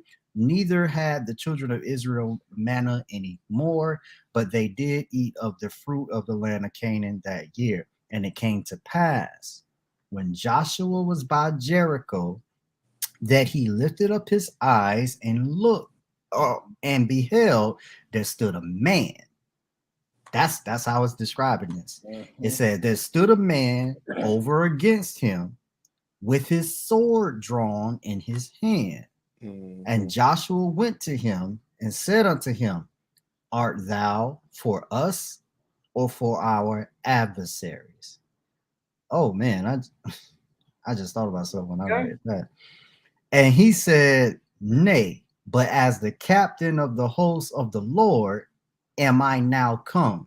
And Joshua fell at his face on the earth and did worship and said unto him, what saith my Lord unto his servant? The captain and the Lord's host said unto Joshua, loose thy shoe off thy foot, for the place where thou standest is holy ground. Now, y'all can look at Joshua 5:13 in your own time. This was apparently a man that Joshua was talking to. We don't know where he came from. He said he was of the host of the Lord, so we can deduce he from outside of earth. He from wherever God is. This guy. Now I'm bringing that up because when you start to piece this stuff together with what we do know is said about groups like the Anunnaki, okay, and the Sumerians. These people seem to indicate that there were people who from the heaven came to the earth. That's right. But to summarize even more, it seems that these individuals had a hand in the creation of human beings. Now, I did not come prepared to really break that down, but to the viewers, y'all can look up the Enuma Elish. To the believers, look that up. Go and look at what these Sumerians were saying. These are some other ancient writings, older than the Bible you have, in that same general area, more like the Iraq area. But again, these beings supposedly were active in our history. And when you look on the walls and you see what is supposed to be depictions of the Anunnaki, they look human. I mean, they look cock swole, but they still look human. I mean, they look like, and then you had some that didn't look human. I mean, you saw this head like a ooh, wait, what did Ezekiel say? Didn't Ezekiel describe some strange creatures too? But they have these depictions. They have the wings, and then they'll have a body like a human, but then they might have a head that looks more like an eagle or something like that. And you do hear about this in the Bible. Maybe it had 4 faces. One of those creatures had a head like an eagle. I'm not. Y'all interrupt me at any point Oh man, because yeah, go ahead. yeah. But you talked about these other ancient writings like the Enuma Elish. Yeah. So two things I'm going to say. First of all, it is believed by a lot of scholars that well, I don't want to say our writings if they belong to us, but the Bible um, is basically a retelling of these stories of the Enuma Elish and other, because there are other ancient stories, of course, of the Sumerian tales, whether they're real or not. Okay, whether they're real events, because I saw Marcion out there. You know, they make shit up as they go along. Well, I mean, and they may very, none of this may be true. You're right. But at least it appears as we look at all of these ancient writings that they believed. Maybe they're just telling stories of what they believe, how they believe this world was created. Okay, just like the Bible. But anyway, so the Bible is a retelling of a lot of these same stories. It's not an original story, I don't believe. But one interesting thing, you bring up the Enuma Elish and a few other ancient tellings of creation, including the Enuma Elish. They actually have the same picture of this darkness and this void in the beginning and something hovering over the waters. Hovering over the water. I think that is extremely interesting that a lot of those stories carry that same idea. Bruce, chime in any time, but I thought of this. I wanted to ask y'all this. How could you tell the difference between alien technology and a miracle? The reason I say that is because when Omiki Koku was talking about the different type civilizations, he said the type, I think it was a type 1, whichever one he started with, he said it's 100 years to 1,000 years ahead of us, and he put that in perspective of the universe. So and Marcion, I'm not saying this happened, but I am asking the believers to consider this. How would you know that it was God? You know, it was something non-physical. It was something outside of time, space, and matter, whatever that is. How would you know that from a technology that is possibly just 100 years more advanced than you? I mean, think about it. These things I got in my ear right now, if I would have been walking around, and I still get it today, if I would have been walking around in 1990, you know, talking on my phone, you'll be like, what the hell is he doing? He crazy. But I got, and I actually thought about that, man, when I used to sneak my Walkman in class. I was like, man, somebody need to invent some headphones without wires. Wow. Bro, look, right here, no wires. This is crazy, right? Hey, so go ahead. Hey, think about this. You just gave a perfect example. All right, let's go back 100 years ago. Let's go further. Let's go back 200-300 years ago. Okay, where there was no telephones, as you said, all of this kind of stuff. There was no quick communication. Let's say 300 years ago, or I can go back 1,000 years. A piece of our technology somehow traveled back in time. A telephone. Okay. A telephone sitting on the ground. Somebody picks it up and hears somebody talking out of it and saying, hello. Or radio. Come on, a radio even. Some kind of walkie-talkie, some kind of transmitter, okay? And they hear somebody saying, hello, how are you? Is there anybody there? What do you think they're going to think that is? They wouldn't understand radio waves and all that, right? They would think it's literally a voice in a box, in a little box. Yeah, it might. Trapped, right? Yeah, I would think that's demonic. Like something's going on here. What is that? Demonic, or it's God? God is talking. Yeah, God is here. I heard him. That's true. Star Trek was FaceTiming, and when Star Trek was out in the 80s, Spock and them, that was FaceTime. to us, that looked futuristic. You know, them popping up and doing the video teleconference on the screen. Yeah. We doing that right now. That's true. You know, okay, so Yeah. So when we talk about advancement in technology, I'm gonna say again for the audience what I was saying about how would you know the difference, but I wanted to throw this out there because it just popped in my head. Teleportation, right? Beam me up, Scotty. Let's go back. Let's go back to being just 50 years ahead of where we are. Teleportation has happened already, y'all, with light. They have been successful in teleporting a photon of light. Now that's small. That's very small, but that's how technology starts. Right. That's how it starts. These phones started as big, huge machines back in. I mean, they fill your whole house, big as a house. But now we're here, right? Okay, so I think that we going back to my original question. Would you know they could show up right now and tell us, watch this, Bishop. Wow. A dude could show up right now and say that Jesus, that was an experiment. That was me. Wow. We wanted to see how y'all would react to some of these things you had never. We wanted to see how y'all would react if you saw one of y'all walk on water. We wanted to see how y'all would react if you thought that one of us was dead and got resuscitated 3 days later. Now I'm really speculating, right? But I'm just saying. I know. Think about, you would not know the difference of technology that is 100 years, more or less 1,000 or more years ahead of you. And to back it up. Let's back it up like Bishop did.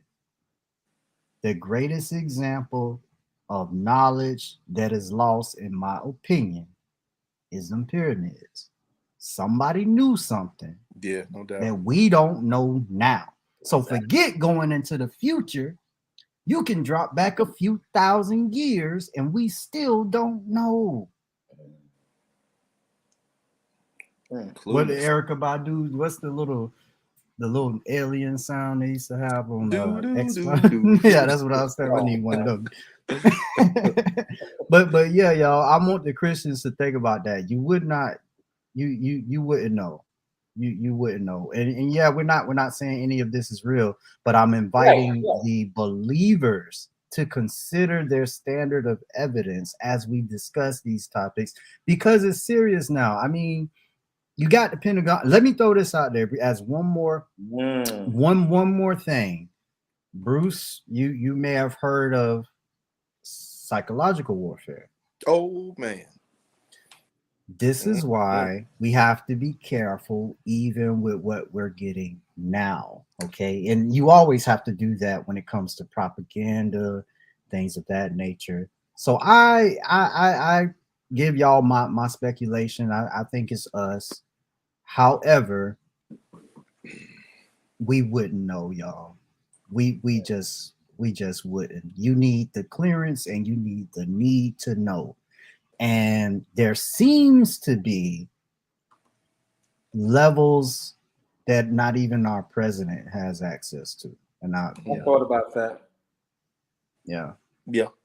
I don't know, but it seems that certain presidents have tried to gain access to things, and they depicted that at Independence Day. Bishop, you brought Independence Day yesterday.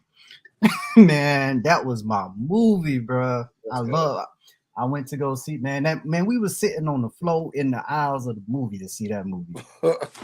I was a kid. I can't remember what grade I was. I think I was in middle school when that movie came out, but that movie was fire.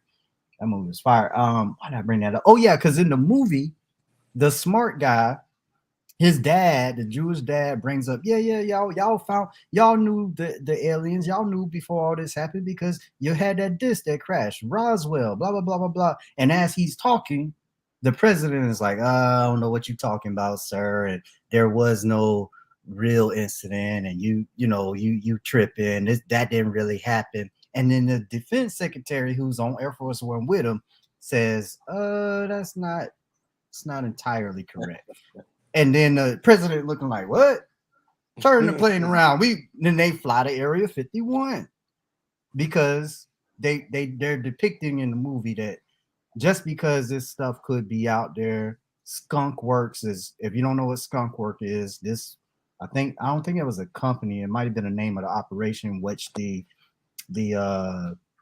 stealth fighter and the B-2 were developed. But you got companies like Lockheed Martin that are out there doing some stuff, y'all, that I just think it's quite possibly would blow our minds. If we saw it, we would think it's either alien or it's magic. You know, it's something. But it doesn't have to be. It doesn't have to be. It could just be that we figured some stuff out and everybody is not privy to it. And going back to what I said about the Library of Alexandria, the scholars tell us if that knowledge was not lost, it would put us, and here's the magic number again, 1,000 years ahead. Now, who's to say that all that stuff got burnt? Because, I mean, check it out, Bruce. I mean, I wasn't a grunt. I mean, I wasn't no SF dude. I wasn't no Marine Corps Recon. I wasn't none of that. But in Intel, one thing I did know, you do not infiltrate a building where you have a high value target and don't go through the paperwork. You go through. That's intelligence. That's a gold mine. You don't do that. And I think military organizations throughout the ages know this. They would burn your statues. They would burn things of your religion. But Rome was very unique in that they wanted to grab all of the knowledge of the people and they held on to that knowledge and used that knowledge to their advantage. You had devices such as I'm gonna try to pronounce this. I think it's the Antikythera device. Is considered an ancient computer. So we're talking about technology, computer-like technology that existed. The Antikythera, somebody might put that in chat, device. This thing existed. This is real, but it was high form of technology even back then.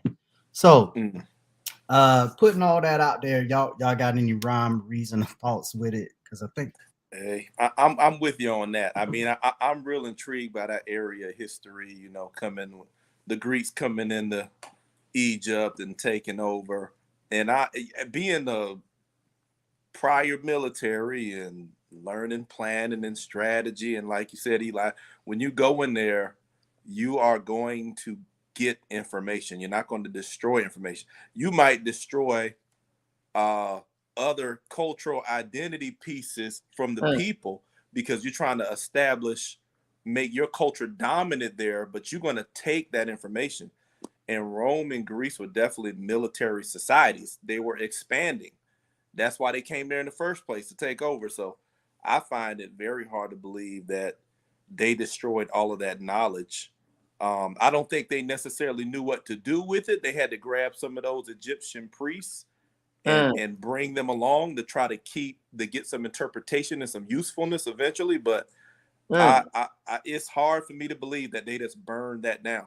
That's propaganda, I think, my opinion. I think that's you mentioned psychological warfare. You know, that's intentional misinformation to lead the public so that you can keep what you're actually doing under wraps, and you can develop it under wraps and lead the public astray. So that's what I think the burning of the library is really all about. I'm sorry, y'all. That's still speculation. I got kicked out on my own broadcast. I was about to say, I'm trying to. I'm closing some windows over here because I had a lot of. They ain't got me yet, bro. Oh my goodness! Y'all messing with my head now. I really didn't say nothing, but I'm still. I better shut up. Just better shut up. All right, let's see here. Let me close. I'm closing some windows, so I think my PC just was overloaded. All right. Yeah. Hey, I I want throw it. in one other Go ahead, thing, Bruce. not to steer the conversation, but in another direction. But with that whole library and them probably not destroying the knowledge and collecting it at the Vatican, because that's what I think they did. Yeah. I've always personally believed, once I started deconstructing the Bible, that was one of the main reasons for that Pharaoh and Moses story, to lead religious minds away from investigating ancient Kemet. Right. Because I think it's a propaganda placement for that story, because as a Christian, you ain't got no interest in studying ancient Egypt. That's Pharaoh. He went against God. God had to come in there and whoop some butt and leave. So it turns your, and I've even heard pastors say that Egypt means sin. I don't know if you've heard that before, but Yeah, it's the place of bondage. So it represents it bondage. represents sin. Yeah. That's the word, bondage. So it just kind of turns you off from studying that if you're indoctrinated. So I think that's what the writers wanted. They didn't want people looking there. Absolutely. Yeah. Go ahead. Well, I was just going to say, I also think that's also the reason for whoever, Rome or whomever, pushing a literal interpretation of the scripture. Good point. Because if you investigate that close, like we've been doing today, if you investigate that closely, you'll see some things that don't actually, logically, it's saying something different than what the literal interpretation says it's saying. So I think that's the reason for pushing that literal interpretation, because you're gonna check that the knowledge that seems to be there, and then you're going to see where you can trace that knowledge back to. So you're going to go to Kemet, you're going to go to these Sumerian writings, you're going to keep going back further and further. And exactly, Marcion. But look at what he, I put that there, and I'm teasing because of some things we talked about yesterday.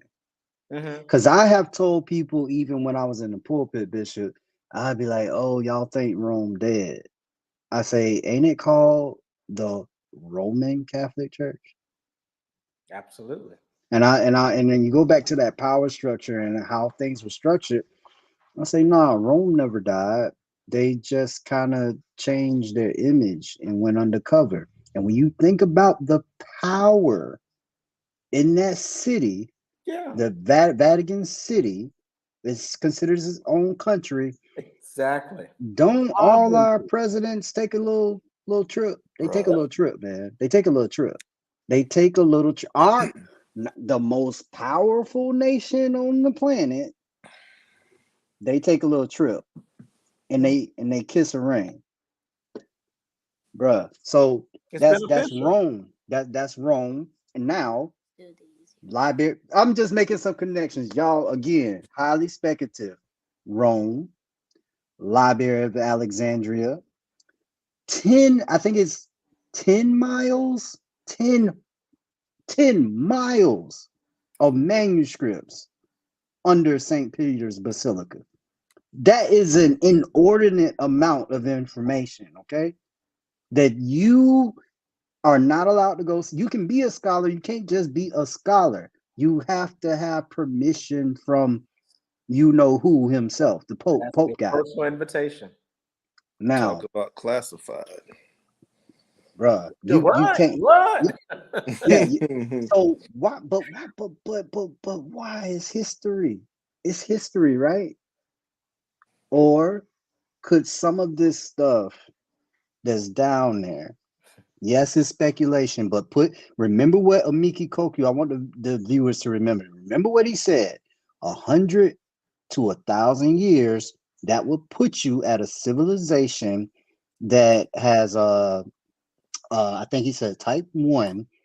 It will put you on a level of, I got it right here. Like 100 Was it Star Trek?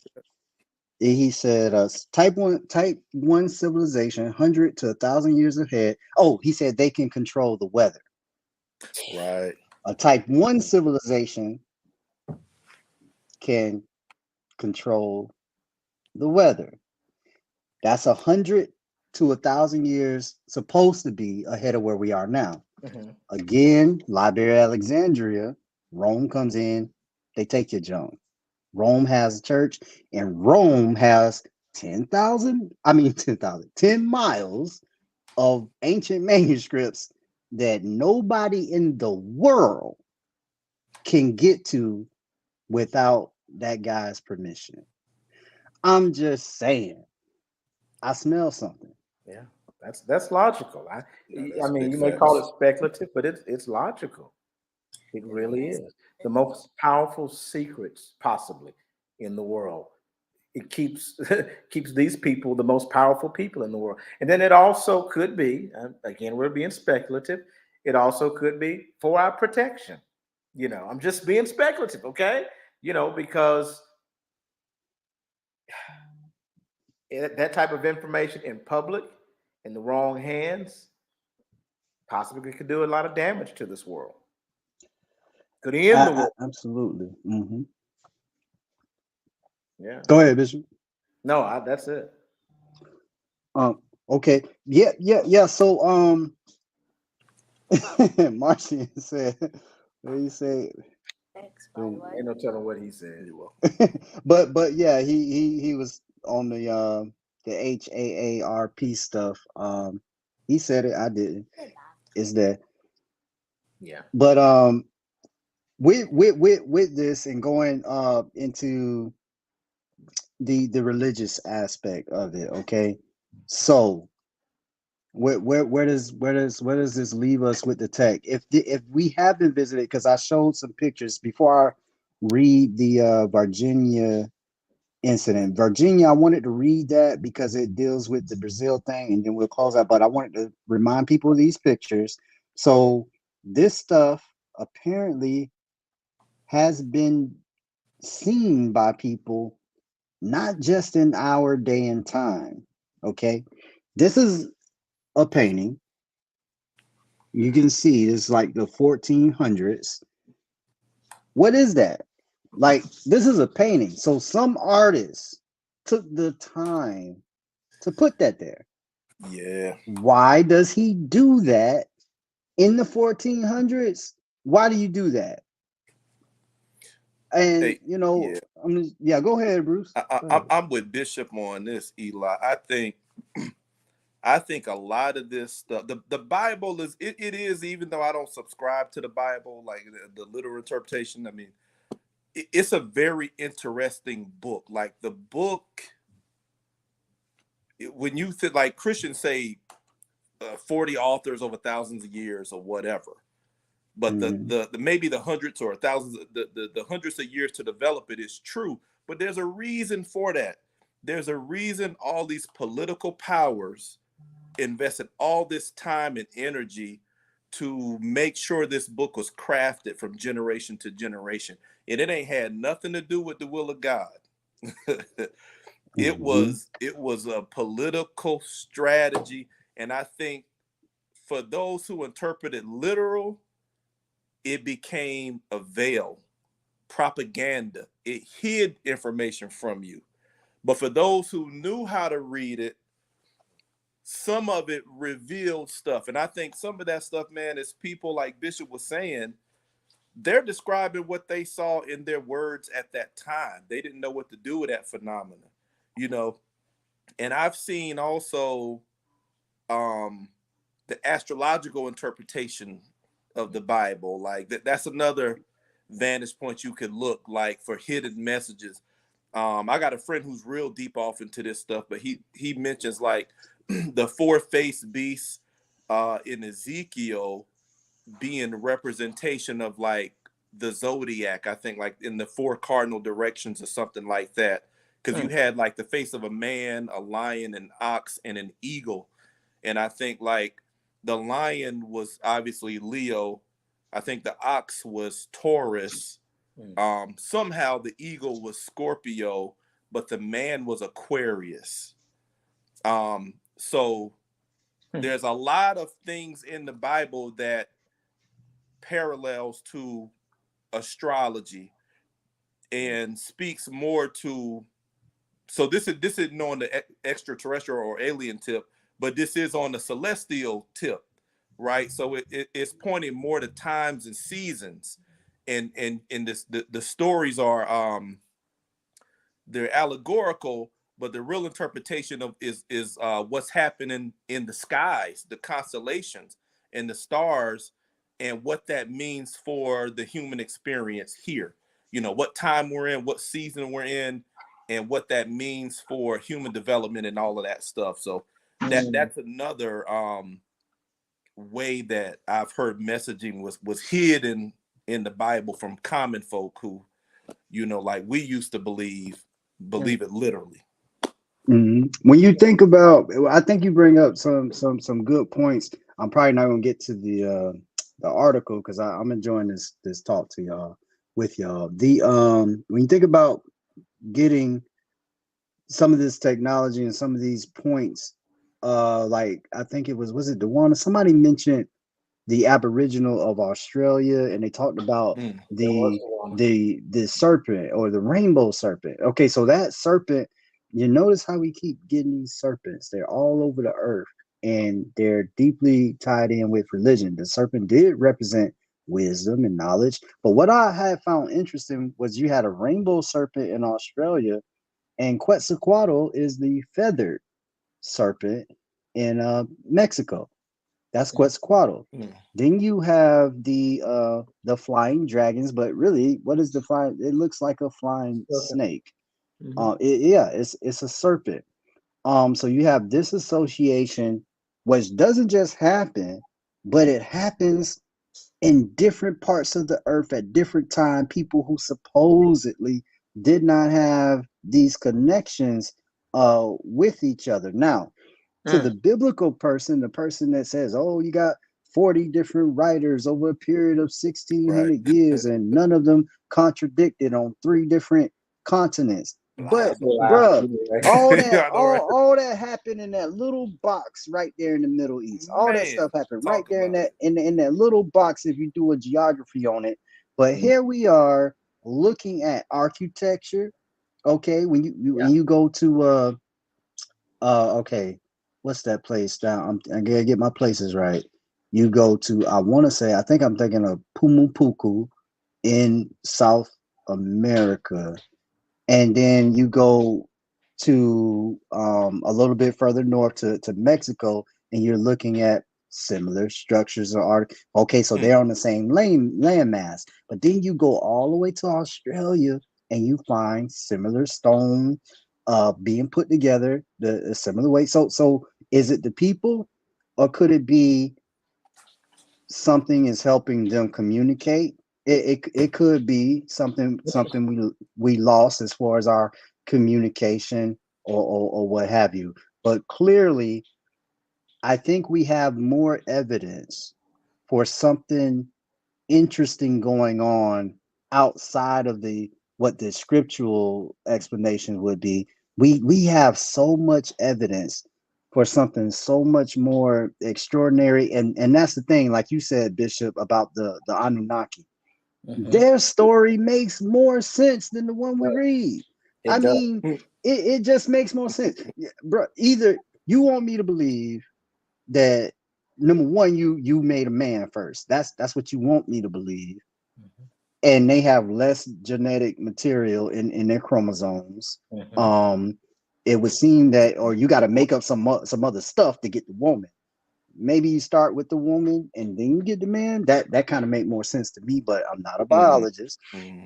And then you read this stuff so long ago, and what they are saying sounds kind of like what you might expect somebody without the terminology to describe genetic engineering. But you got to read the story and when you go and read the story, if you're a believer and you're hearing us, you ain't gonna get it. Go read the story for yourself, and it's going to strike you. And remember that story was near the area, but it was further to the east. That area where the Bible tells you Abraham came, Ur, and all that, and Babylon. That's where the Sumerian area is. Okay, so supposedly things jump off over there. Wow. Yeah, just trying to put some pieces Oh, together. that's good. Let's start. Okay, you were talking about those Sumerian writings and all and the Anunnaki, Enki, and Enlil, all of these. You were talking about all those.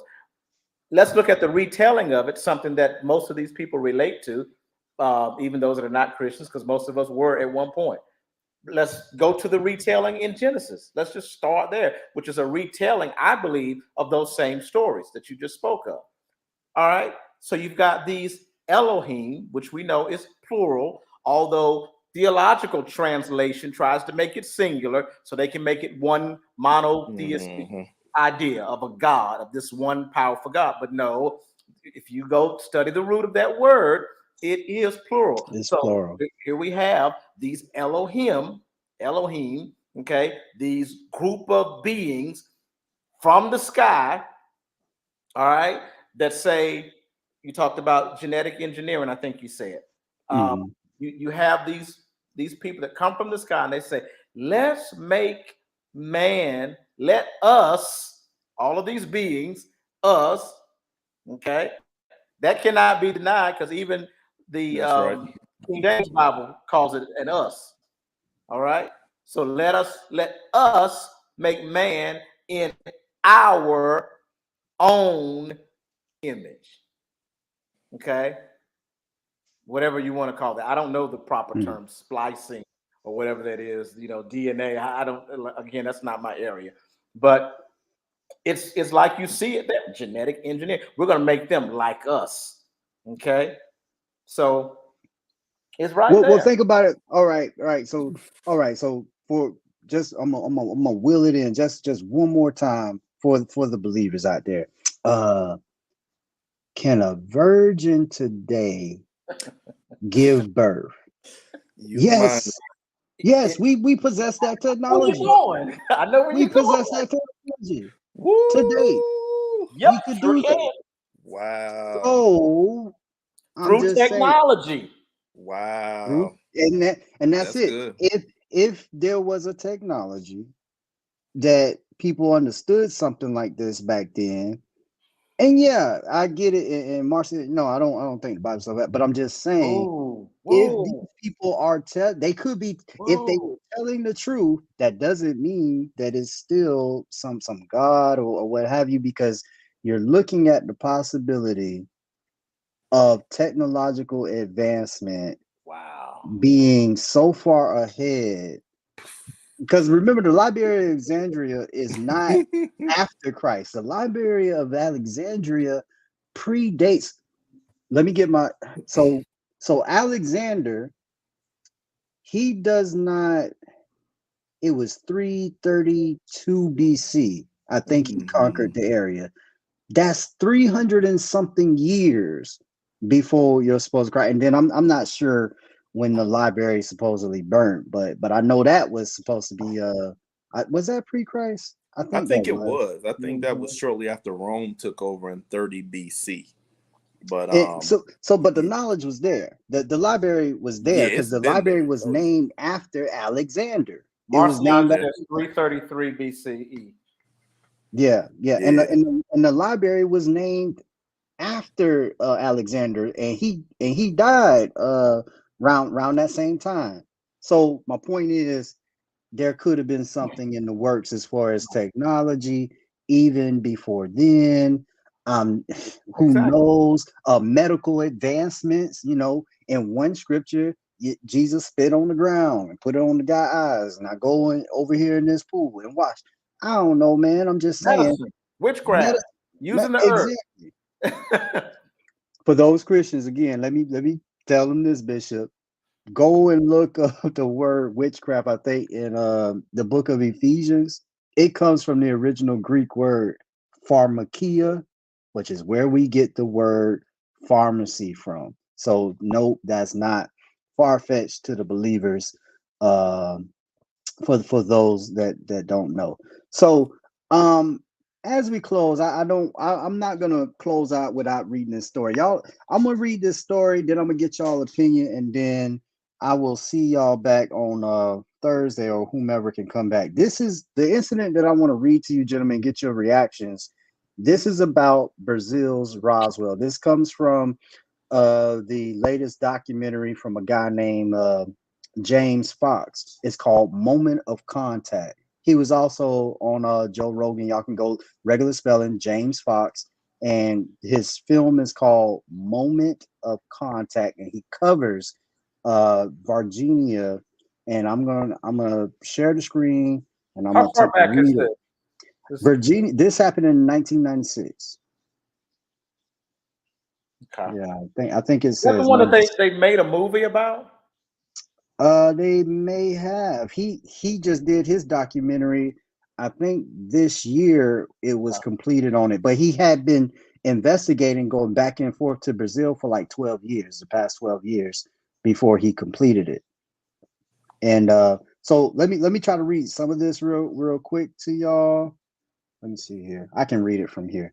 It says a bizarre UFO case, dubbed Brazil's Roswell, has set the internet ablaze amid rumors that video of a captured creature may exist and could soon be released. The so-called Virginia incident, an alleged UFO crash, extraterrestrial encounter, and subsequent military cover-up made global headlines in 1996 and sparked a media frenzy in Brazil, despite official government denials that anything unusual had occurred. It remains one of the country's most famous yada yada yada. Let me try to get to the good stuff. Hold on. Let's see here. Good. Okay, more than a quarter. Let's see here. More than a quarter century later, interest in the case has been renewed after the release of the documentary earlier this month. Moment of Contact, what sees filmmaker James Fox return to the small town. All right, let me get to let's see. Governments tend to cover up everything they can explain to their population. Retired Brazilian Air Force General Jose Carlos Pereira tells Fox in the documentary. He does say that. Y'all go watch this if you get the chance. In 1996, okay, this is what happened, y'all. In 1996 of January, locals in Virginia reported seeing a strange cigar-shaped object about the size of a school bus slowly fall from the sky and crash in a field. That picture y'all see in there, this is when it first happened, and these women are still alive. They saw it, they still alive. We can talk to them. If you are a believer in everything the Bible says and you saying somebody saw it, I'm curious to know what invalidates these women for you. Yeah. And then Carlos de Souza witnessed the alleged crash and spoke to the researcher, Claudia Covell. It's going to be some names in here I might skip, y'all. And camera in 1996. It was floating and slowly losing altitude, he said at the time. It looked like a washing machine struggling, fighting to keep its altitude. The side of it was completely torn and it had white smoke coming from it. It wasn't black smoke like from a fire. At the time, I thought it was like an aircraft in trouble or aeroplane, so I decided to follow it. This smell. Let me see. Let's. This is the guy right here. Let me y'all see this guy right here. He saw this thing fall. He was on the crash site, and I guess a few minutes after it crashed and everything, you know, military and all that show up and they kick him out. They tell him to get out. They got, and then he said was looking real confused. He said until one of them actually pointed the gun. Like they already had guns, and I guess he wasn't moving quick enough. And they was like, "Hey, get out of here!" And so he had to, he had to skedaddle. Let me go back. He said, and I saw a piece. It looked like it was aluminum. I took a sheet, a small piece. It was very light, crumbled it, but when I released it, it went back to its original shape. Let's see.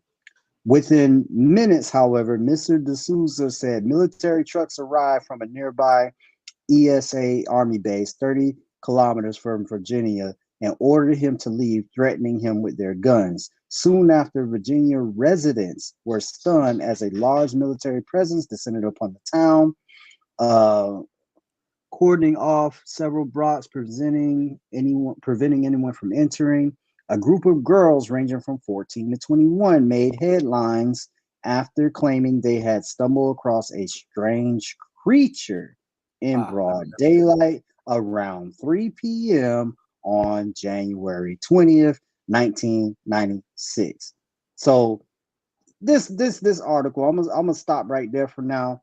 But my whole point is with this and wanting y'all to. I hope my thing ain't. Can y'all hear me? Because my computer trying to freeze. Yeah. Okay. Yeah. I bring that up because here you have multiple witnesses, multiples, and not only did the guy see the craft, something came from the craft, or it ran off in the neighborhood. When you learn more, these girls came across a creature. This is at that same time they had never seen, and there were people trying to discredit. Some people said it was a homeless man, and he was looking all dilapidated or whatever, and the girls were afraid of him. I don't buy that for a second. I mean, they had seen homeless people before. I'm sure they knew the difference between a human. These people were shocked, and they remember this stuff. Something happened. That's all we saying. Something happened. Right. Because before I go, I'm gonna throw this out there. There's a report. I'm gonna have to get it from a friend at work. Shared it with me. Supposedly in Roswell, this is one side of this story. From if y'all are y'all familiar with the Roswell incident? Mm-hmm. Okay, supposedly they recovered some bodies, Mm-hmm. but this is what I heard today. The rush, I done said it. Our country, they manipulated some human bodies. Okay, like they were either like malformed kids or whatever. So one story I heard, it sounds really wild, but they had a device and they wanted to infiltrate our airspace, or at least send a message to America: we can get to your land. So they supposedly, botched up these bodies or whatever and made them look kind of alien. It was biological material, but then they sent that craft over here to now the higher ups. You think about it being a government. That sounds kind of outrageous to civilians. But think about it, Bruce. Think about, at the higher levels of government, they'll figure it out. Mm-hmm. I'm just trying to send you a message I can get to you. Oh yeah. I don't care that these are fake bodies and all that. Yeah, you will figure that out. But now I got your people seeing some technology or seeing something you ain't seen. They ain't seen. They don't know what it is. And in order to keep everybody quiet, not only do I not want to tell you is aliens and call panic, I don't want to tell you it's another country either. Because look at all the fallout right now. It's just like it's okay, but look at all the fallout from these supposed balloons that's been flying over. I mean, Biden been getting the business for that. I mean, you can't just be letting stuff fly over us, bro. Yeah, you can't called do a that. show. That's called a show of force. A show of force. Mm-hmm. So somebody just giving a little demonstration. It's a small flex. Yeah, exactly. And they let you speculate the rest. Yeah. Mm-hmm. Mm-hmm. So I'm gonna stop right there, but I wanted to get y'all take on Virginia. I didn't read the whole article, but what are y'all thinking about that so far? Oh, Mo, you coming in so late, man. I'm gonna give you a few minutes. We're ready to go. hey, I'll wrap it. I don't have much on that. Dang it, I I'm swallowed with you. What's up, Mo?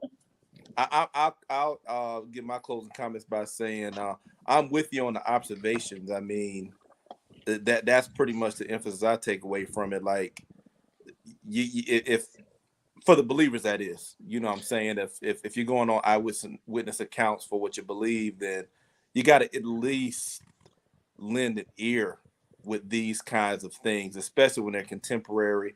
It's not that long ago. You still got people who are around But I wanted to also touch on something earlier that Bishop he was building on from Genesis 1 with let us make them in our image and all of this.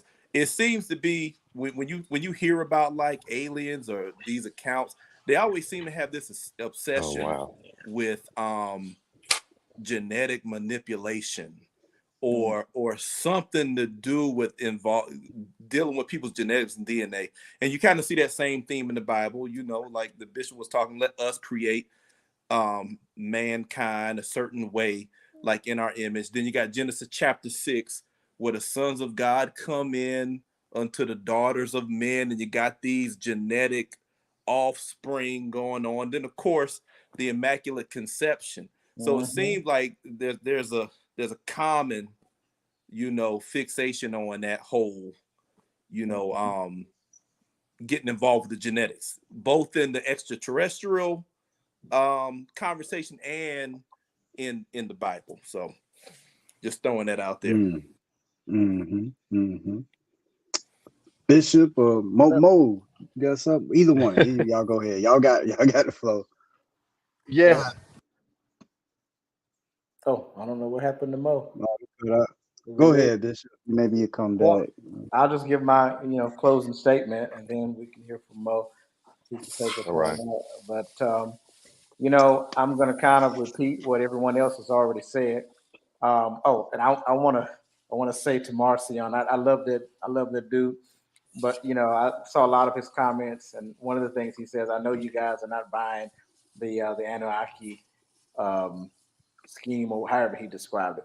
So I want to say that I believe, and I can't speak for Eli, but I believe by hearing Eli, our purpose tonight is not to present something as a fact, not to present it as we believe in aliens or we believe the stories of the Anunnaki coming to Earth and using genetic splicing or whatever to create men. Here's what I see. I'm going to repeat, I think, what Bruce already said, and that is apply the same standards. That's what this whole thing is about to me. Hey, Jamal, what's up, brother? The whole thing is about applying the same standards that you apply to your religious beliefs. If you're going to say that because 500 witnesses saw the resurrected Jesus Christ, then that means Christianity is the religion and God is real and Jesus is real. Even though we have no record of those 500 people, we just have one person, Paul, or was it Luke? Which one was it? Was it Luke or Paul? Was it Acts or Luke? Luke. It was Luke. Okay, so it was Acts. Mm-hmm. So we don't have 500 eyewitnesses. We actually don't have that. We have one person, Luke, saying that there were 500 witnesses. But I thought that was Paul. It was Paul. Okay. I thought it was in the book of Acts. If it's Acts, yeah. Okay. Yeah, I don't. Yeah, y'all got me on that. So you good. You good. I thought it was Luke. So you've got this just one person saying that there were 500 witnesses. But take your standards and apply them, whoever it was, take your standards and apply them to everything else. Because with the aliens, with extraterrestrials, we've got thousands upon thousands of eyewitnesses. People that are giving their own account, not one person saying that there's all of these accounts. There's various people giving their own account of what they saw. Do I believe any of it? I believe we could probably maybe explain a lot of it away, probably. But the point is, I think the same standards need to apply. Let's not sell our soul to religion if we're not going to sell our soul to extraterrestrials also. Okay? That's what I had to say. Yeah. Good point. Mo, you late to the party. What's up, I know. I've been running around. You had brought up the Brazilian thing, and then I went to the Wikipedia where it's basically the debunking. It's just basically explaining the stuff away, but you could look at it like they're just trying to explain the stuff away. I tried to go do that. Can you hear me still? Yeah, I hear you good. You good. Okay. It says an official. Uh-oh, we lost you. Lost him again. I want him to come back and finish that. Oh man. Damn it. There, Okay, there I'm you gonna go. try it Okay, we again. back. You back. You I'm back. gonna try it again. The official inquiry led by the Brazilian military concluded in 2010 that the young women had encountered a homeless, mentally unstable man nicknamed Mudinho. The commander, which is pretty funny. It sounds ridiculous. The commander of the 24th, hold on, Pay, 24th Police Battalion military presented photographs of the citizen. Okay, hold on, because I gotta go here and scroll up, and then I'll get. Oh, okay. Okay, y'all got me. Yeah, it's on. It's an open tab basically, and if I totally close y'all out, it goes away. So, but I'm reading it. The head of the official inquiry Do you reported have the a share military. button? I want to bring it up. You see a share Oh, button? okay. There? Hold on. Hit that. Yeah.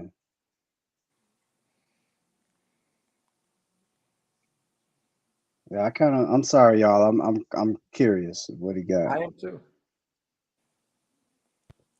How do I share it? Just go to the chat.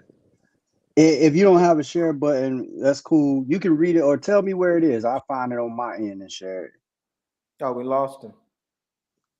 Oh dang. God dang it, Mo. man. You come in Well, with that's what you breaking get news and I know, get right? cut. that's what happens when you do a live show, but hey, that's what makes it unique. But maybe come on, Mo, get back in there. If not, I'm gonna get this information and I'm definitely gonna have it on Thursday. But like I was saying, he sounded like he was getting ready to read what I was already telling y'all that's how they tried to explain it away. Hey, go. Okay, my bad. It's on Wikipedia. Can you hear me? Yes. Mm-hmm. If you go to Wikipedia and go to inquiry, if you go to Wikipedia and type in Brazilian, whatever that is, Brazilian, Verganha UFO, I've been saying it all show. whatever. Now Yeah, you saying it. whatever it is. If you go to Wikipedia and find it, if you scroll down to inquiry, it basically explains them. It shows what they say it was. Okay, So, Wikipedia. Okay, the Wikipedia Virginia incident, and you say scroll down to inquiry.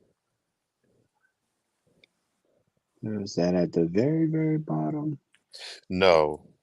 Oh, you mean under the okay, I see what you're talking about. Yeah, Okay. yeah. Okay, let me see if I can share this. Let me share this. All right. It might be kind of small because I will have to let me see if I can enlarge this. Yeah. Go a little smaller than that. What you did a few moments ago was better, but now it's smaller again. Let me bump it up a little. How's that? Okay, that's good. That's good. Okay, all right. Did you want to read it more, or you want me to read it? You go ahead and read it because I can't see that well enough to read it. Okay, it says an official inquiry led by the Brazilian military concluded in 2010 that the young women had encountered a homeless, mentally unstable man named Mudinho. The commander of the 24th Police Battalion military presented photographs. A citizen known as Mudinho, who probably has some mental disability and whose physical characteristics match the description, make it likely that the hypothesis that this citizen may make it likely that the hypothesis that this citizen, probably being dirty due to the heavy rains and seen crouching by a wall, was mistaken by the three terrified girls as a space creature. The head of the official inquiry reported that the military trucks and personnel were performing routine duties on the night they were observed, stating the presence of the firefighters in Jardim Andre, something like that. Mhm. The park of the army trucks in the vicinity of the I can barely see this, y'all, myself, because I'm looking at it from y'all screen, where their periodic maintenance would be carried out, and the departure from ESSA vehicles were real facts, incorrectly interpreted as firefighters and the military participating in the captured and later transported an alleged creature to Campinas. Okay. Brazilian authorities, let me get this part. this is kind of I just also read that one. I'm reported that laughing. the aliens allegedly seen in the hospital were actually an expectant couple who had dwarfism. Oh my You know goodness. what? That's insulting. That's Yo, that's just that's just insulting. Come on now. Come on. And bruh. if y'all go and look up the film, a artist based on eyewitnesses, you know how artists do, they draw and they let Mhm. the people see what they draw, and then the people can say, yeah, it was kind of like that.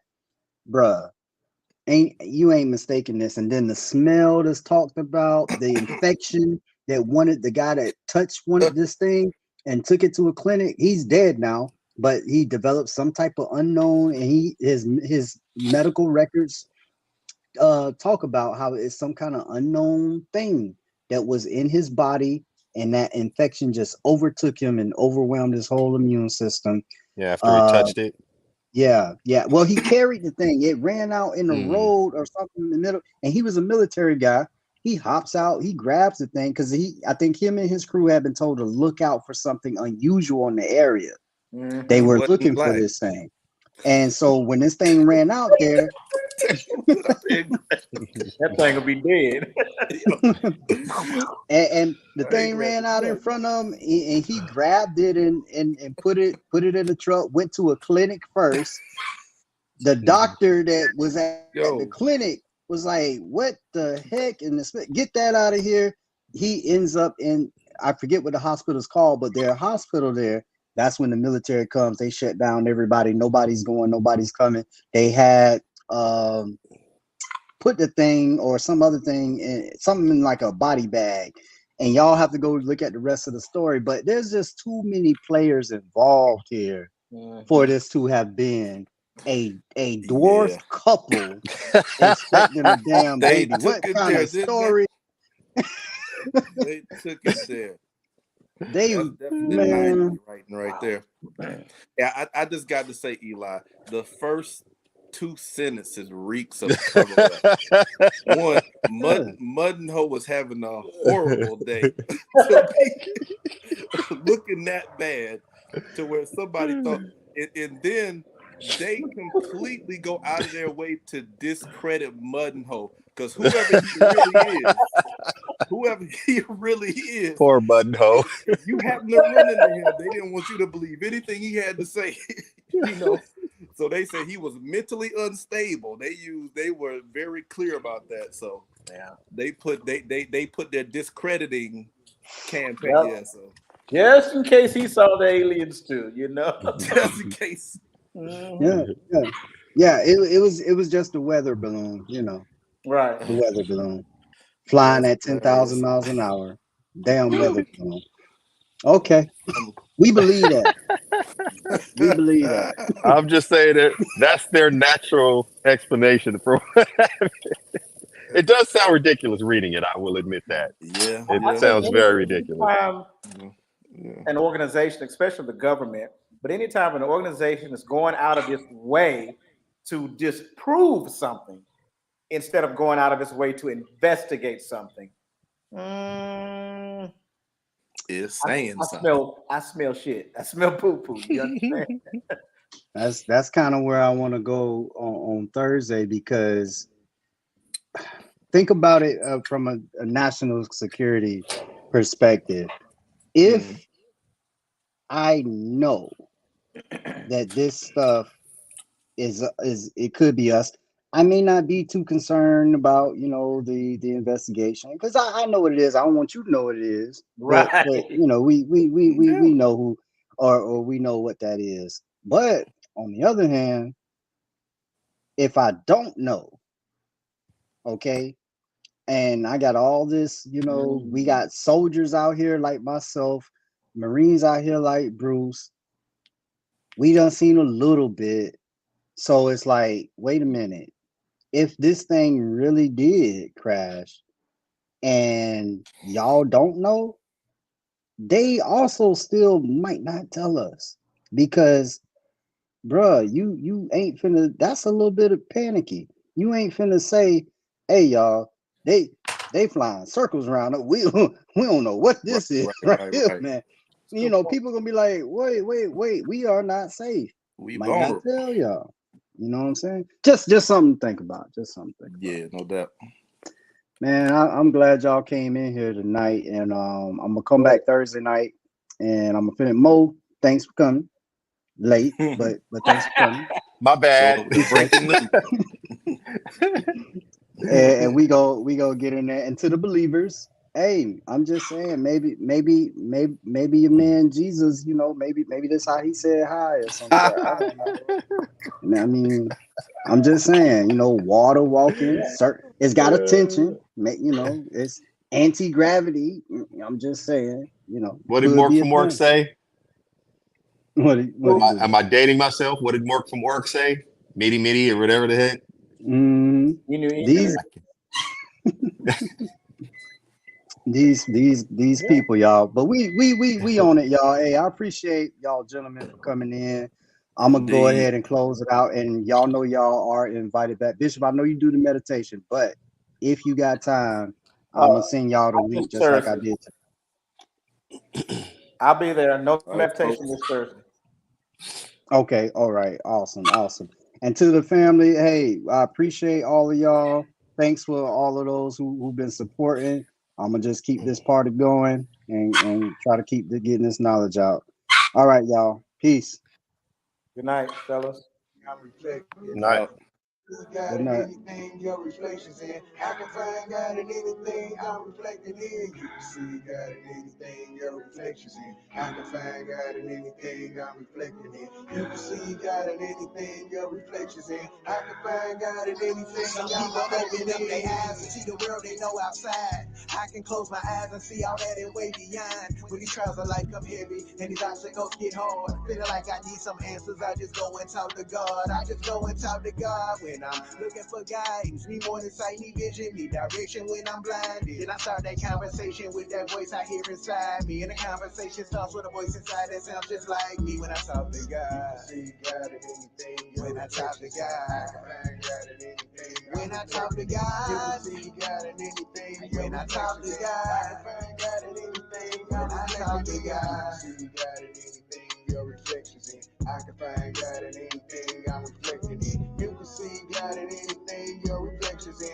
I can find God in anything I'm reflecting in. My daddy said, don't ever assume, ask questions. It's ironic it was that advice that helped this song happen. It was also that advice that led me to my life's blessings. That same advice helped me make it through life's lessons. It was that advice that separates grown-ups away from children. That advice can be the difference from knowing or just believing. It was that advice that brought the gavel down on my decision of breaking the mental chains of this man-created religion. Just faith and belief, nonsense, the biggest scam ever. I hate to say it. I swear this one hell of a mental illness. We don't believe no other time. Why we do it with these religions? A fact that COVID's killing while all of these guys is missing. A lot of hide and seek and peek and fools. Guys playing games with you. I'ma just assume he ain't got no COVID miracles. Maybe he ran out after making the donkey talk, or them stories about a guy walking on water tides. This is simply a distraction to keep you away from you and to look outside for a guy when the God is inside of you. When you close your eyes at night to pray to that voice you talking to. When you ready to face the truth, you realize that voice is you. You can see God in anything your reflections in. I can find God in anything I'm reflecting in. You can see God in anything your reflections in.